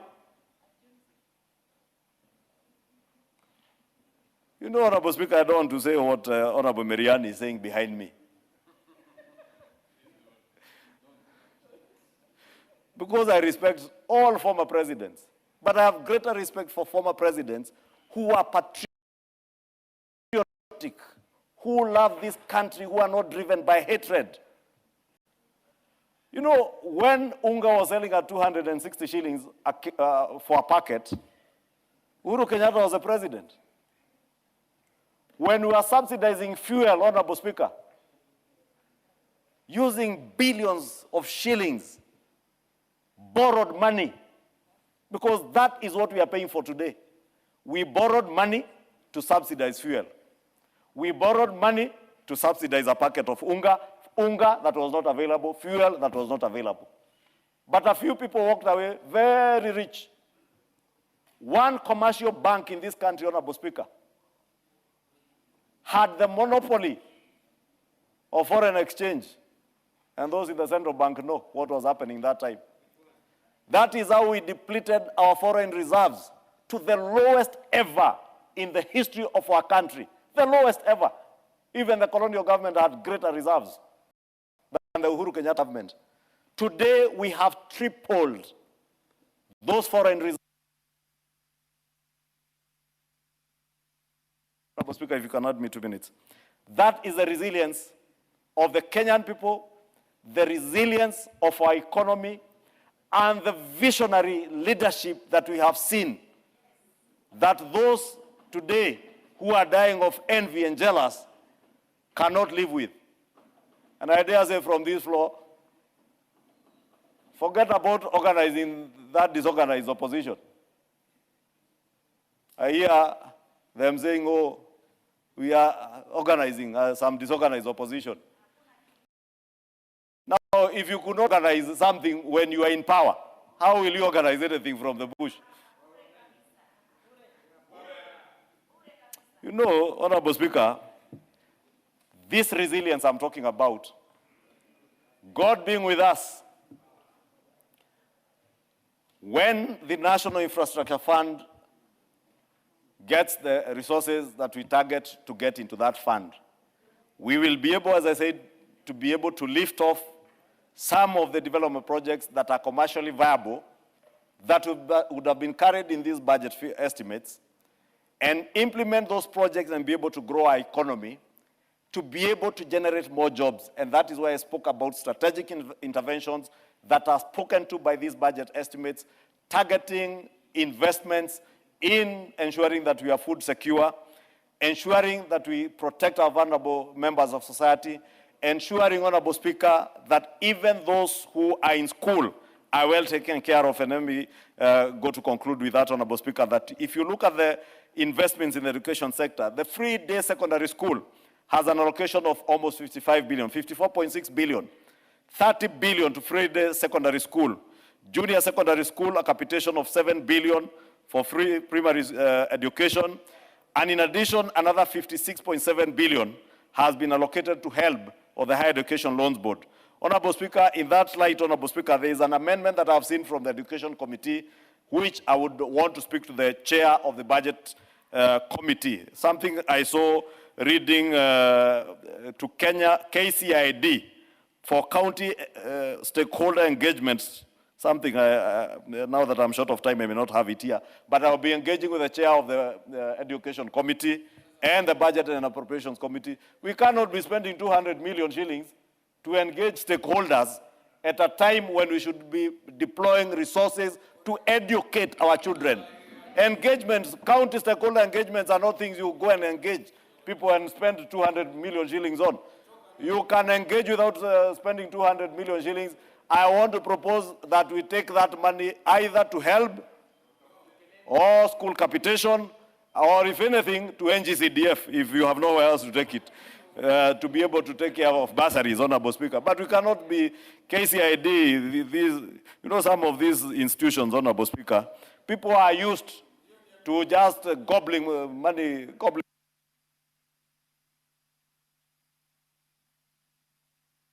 What's your point of information, Honorable Meli?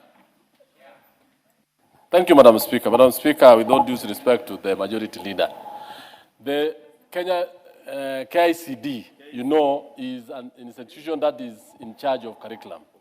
We have senior schools, Madam Speaker, and this is a curriculum implementation process on CBE. Madam Speaker, this county dialogues is actually engaging the parents, the institutions, and all the stakeholders on the new educational systems. And Madam Speaker, this was actually the money that was meant for KICD on construction of a stalled project, which every time we allocated 400 million, and we removed from that particular sector because they were asking us money for engaging on senior school CBE. And I think this is a new curriculum, Majority Leader. Thank you. Yes. Honorable Speaker, this increase of 200 million in recurrent for Kenya Institute of Curriculum Development to support county dialogue and stakeholders engagement as part of CBE sensitization program is what I have a serious problem with. Because it is possible to engage our parents from our schools. This money, even if you took it to NGCDF as 500,000 shillings, you can get these members of parliament to convene forums for you at the lowest level. School AGMs. Yes, you do not need to spend 200 million shillings to go and sensitize people about a new curriculum. That is a kind of wastage, Honorable Speaker, I am speaking to, and I will be moving the chair. I will engage with the chair education and the chair budget. These kind of things are the things we do not want to see. Let us dedicate more money into development expenditure, not recurrent expenditure, especially sensitization. You know, Honorable Speaker, in the NGO world, they had those sensitization workshops, conferences to sensitize those who are sensitized, to go and sensitize other members of the public. We cannot run government, ministries, and agencies like the NGO or the NGO world, the civil society world. We must be very keen. Honorable Mboko Miremba is a very good teacher. He is a trade unionist within the teaching fraternity, and he will tell you his teachers under KUPPET understand the curriculum. If you convene school AGMs for them, they will sensitize parents. If you even sensitize the chiefs through the teachers, they will do a better job. And sensitize these members of parliament, MCAs, they will do a better job. And it will cost you absolutely nothing. These 200 million at hand, you must remove it and take it to better places. Okay, thank Honorable you. Speaker, I support. Thank you. Honorable Milemba.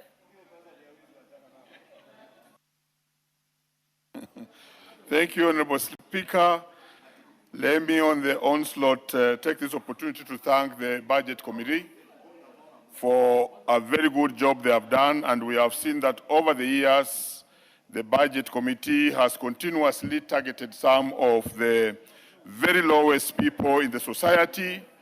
We saw and we have still seen the introduction of fertilizer, which is still supported, and this has really helped in promotion of agriculture and reduction of the food prices. We also have had monies budgeted to the CHPs, who are actually doing a good job. Honorable Atandi, I would really wish you don't go. I want to speak on education, and you should listen to this. You should listen to what I want to speak to. In fact, don't go away. And then we have the Nyota program, among other things. But now that I see the chair of the budget wants to leave, let me go straight to the issues that I want to raise. And this time I'll be very specific on the education sector. As a government, we also need to include in the budget things which the president may have mentioned or talked to or committed himself to, because as the broad-based government, it's very important that we achieve the agenda of the executive, and that executive is led by the president. Honorable Speaker, there is the issue number one, which I want to thank the Budget Committee for having considered, because I see on the CBA, you have included 8 billion for the CBA, and I want to thank you for that. But remember, there's a promissory note which was given to the more than 600 teachers of Kenya, that CBA will be paid in 2 phases.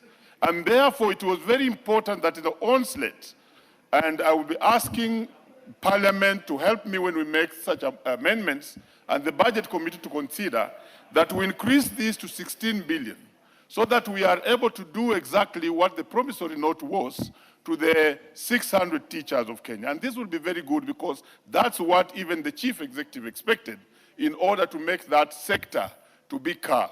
And we were looking towards and forward to this particular budget to achieve this. The next thing, Honorable and Chair of Budget and Honorable Speaker, is the issue of the promotion of teachers.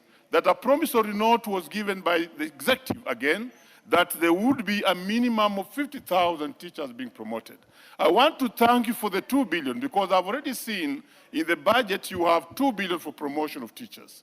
But if you did these promotions with 2 billion, we shall only be able to achieve only about 25,000 teachers. And therefore, we are pleading that this is a sector that needs calm, given that is a very important sector. And therefore, we need an addition of another 3 billion to make it 5 billion in order to promote the 50,000 teachers. And that sector will be very, very calm. And that will include the SNE teachers who had a promissory note too, together with the other teachers within that particular sector. Honorable Speaker, when we talk about the budget, we have to be very, very calm and very objective. Honorable members, you realize that the intern teachers will always be knocking on your doors, and they'll continuously so knock. And this is the house that can actually make the big change by simply asking the Budget Committee together with ourselves to see where we can chop the flesh so that we actually actualize the putting all of them as permanent and pensionable. And they are 44,000. I want to thank the Budget Committee, because you have budgeted an amount that can deal with the 20,000. But then we have the sector having 24,000 of them being left out. And remember, in a court ruling at the Court of Appeal, we had this act of having these teachers as interns being made unconstitutional. Because again, when you go to Article 237 of the Constitution of the Teacher Service Commission, you will realize that it is actually unconstitutional. So this is another area we need to make an adjustment. Honorable Speaker, there's something called group life cover. And this one, Honorable Japheth, allow the Chair of Budget to listen to group life cover. That all the civil servants get group life cover. What's group life cover? When a civil servant dies, he's paid certain amounts, or the spouses are paid certain amounts for equivalent to a salary of 7 years. It is in law, and we thank the government that is working for the civil servants. So for the civil servants, they are paying 5 years. For police, they are paying 7 years. For teachers, they are paying nothing. This is a discrimination which can just lead us to a level of an industrial action that is unnecessary. We need to budget for group life cover for teachers. And where do you get the money, Honorable Chair? Through the Speaker. Remember, we presided over the transition of the teachers from Iron Minute to SHA. That's a story for another day, because we are fighting with SHA, and we want SHA to work because it's cheaper. It's government run. It's not private owned, because we cannot collect all the monies from taxpayers and give to a private enterprise. So we want government to run that thing, and we are supporting that area. The rest we shall talk to it another day. But now, when we transited to SHA, we saved 4.8 billion, Honorable Speaker. Yet, what we require to have group life cover for teachers is 5 billion. If only we would have even played in that space, which we did ourselves, by transiting, then we should get the 5 billion, which is required for group life cover for teachers, so that they are not discriminated away from the police and other civil servants as it is today. Honorable Speaker, capitation. We are doing very well with capitation. But are you aware, Honorable Speaker, that yes, and this one can shame us, because you know I'm part and parcel of the broad-based government. I'm right inside there, because the president talked about capitation.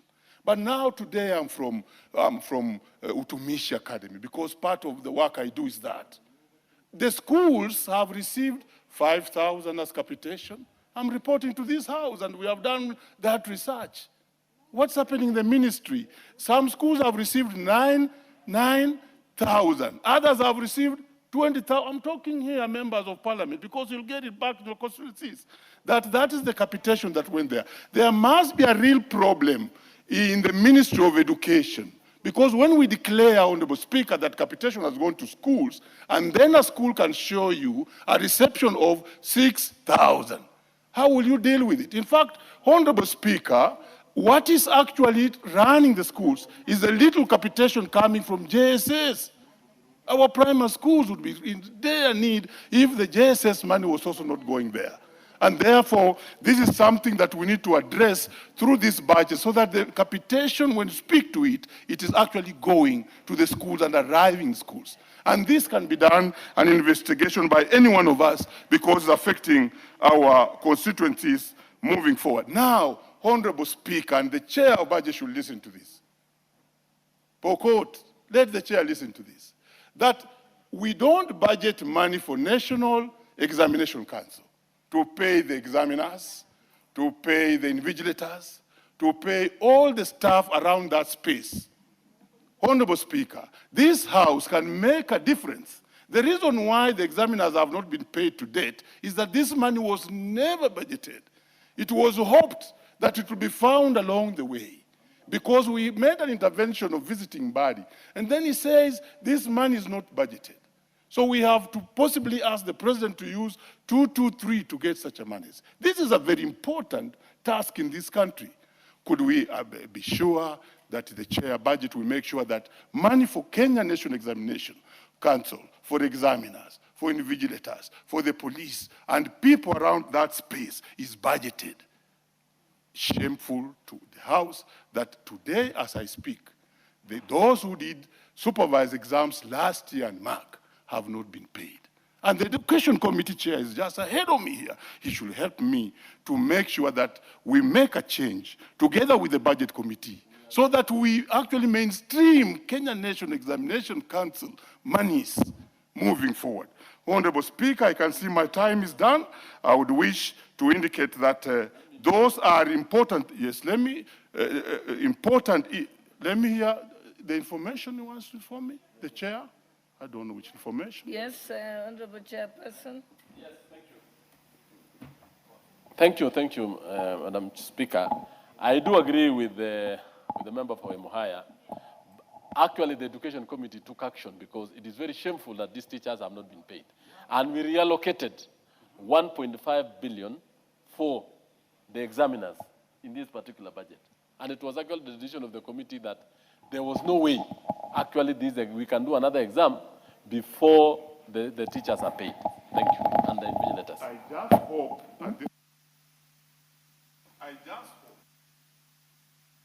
I just hope that again we shall now not budget the NEC money for the following exams, so that again we shall have a situation whereby we have to come back here to say that we have redone it when the teachers who did this work are outside there and suffering. Thank you, Honorable Speaker, and I support. Thank you. Member for Sigowet Soin. Thank you, Madam Speaker, for the opportunity you've given me to also express my support for these budget estimates before us today. Madam Speaker, on the onset, I wish to express my satisfaction with the way the budget has been done this time round. But there is still a lot, Madam Speaker, that we need to do in the budget-making process. When the Honorable Atandi moved to the motion, Madam Speaker, he said that 99% of this budget reflects the feelings of the departmental committees.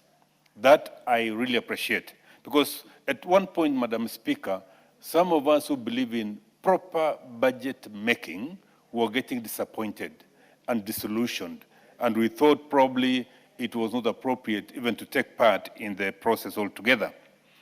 It is not enough, Madam Speaker, for interventions only by the departmental committees. We need to reform the budget-making process altogether so that the line ministries, the departments themselves, originate the budget within the ceilings given by Treasury. Treasury, at the end of the day, Madam Speaker, should be a facilitator of the budget-making process. All said and done, Madam Speaker, I wish to appreciate the amount of money given to the Ministry of Education, which will make sure that the various critical programs are undertaken. But I want to join my colleagues, Madam Speaker, that the capitation issue is one matter that must be comprehensively dealt with. While we hear from the Presidency, Madam Speaker, that this amount of money has gone for capitation, in actual sense, we don't know what's happening between the ministry and the schools, because the amount of money received by the schools do not reflect a pronouncement like that of the President. There must be something that is not happening somewhere. And Madam Speaker, if it continues like this, then we probably have to ask the Minister to come and explain to us in the House how the money has gone, and to give us specific schools that have received their money and the amounts received by those schools. Madam Speaker, I want to go to the Department of Agriculture, where I have dedicated a lot of my time and a lot of my energies in terms of improving issues in the Departmental Committee of Agriculture. Madam Speaker, my disappointment is that when you look at this critical sector, the budget allocated is only 67 billion, which translates to about 2.3% of the overall budget of the country. It's a productive sector. We normally speak very rosy matters about the agriculture sector. We talk of it employing the greatest majority of our people. We talk of it earning us foreign exchange. We talk of it being the basis for industrialization in this country. But a budget of 2.3% of the national budget is not sufficient at all, Madam Speaker. The declarations and the treaties which Kenya has signed with the rest of the world dictate that we allocate the agriculture up to 10% of the budget of the nation. 2.3 is extremely low. We are happy, Madam Speaker, that critical intervention measures like fertilizer subsidy, seed subsidy have been taken care of. At 18 billion shillings, we are sure that there will be enough fertilizer in this country. At 2 billion shillings, we are sure the seeds will be subsidized to the extent that agriculture production is cheap enough for the farmer to participate in it and to make ends meet at the end of the day. Madam Speaker, I want to speak again about energy. While we talk of energy policies in this country, what have we really done to make sure that we reform the energy sector in this country? The war in the Middle East has taught us a lesson. But we have solutions, Madam Speaker. The sugar industry in this country can produce a substitute for the oil that we get from the Middle East. We can produce ethanol, Madam Speaker.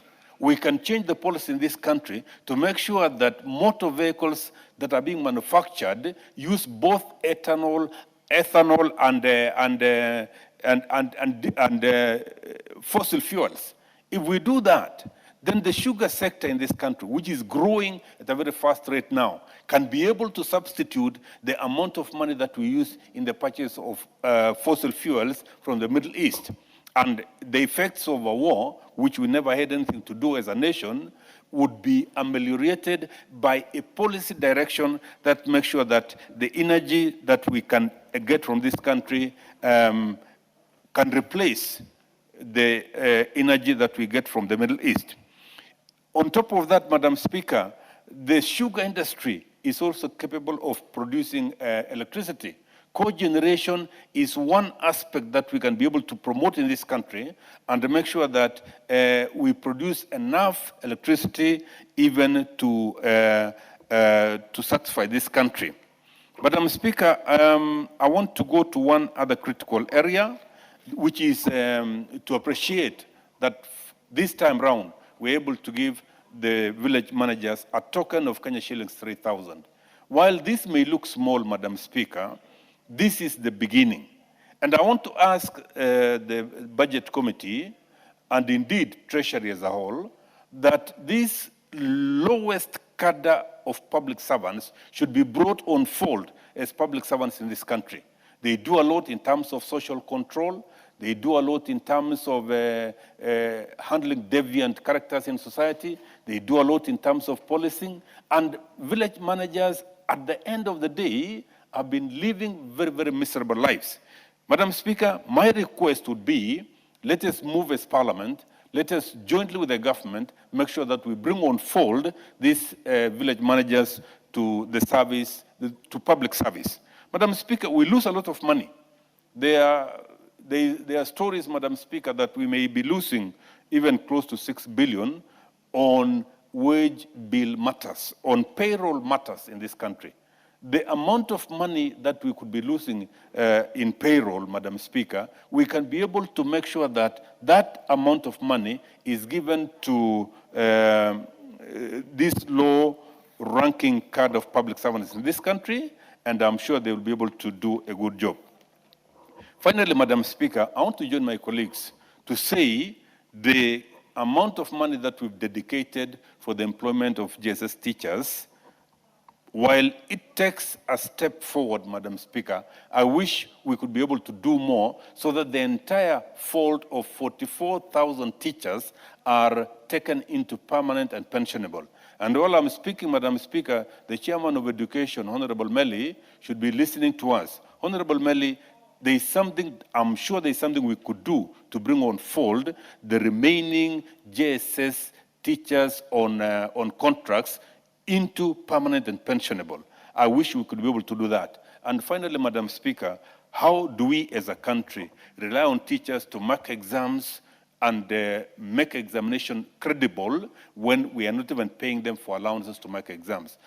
Madam Speaker, I wish the Chairman of Education and also the Chairman of Budget could be able to do something so that all the examiners are paid their dues. And it's not big money, Madam Speaker.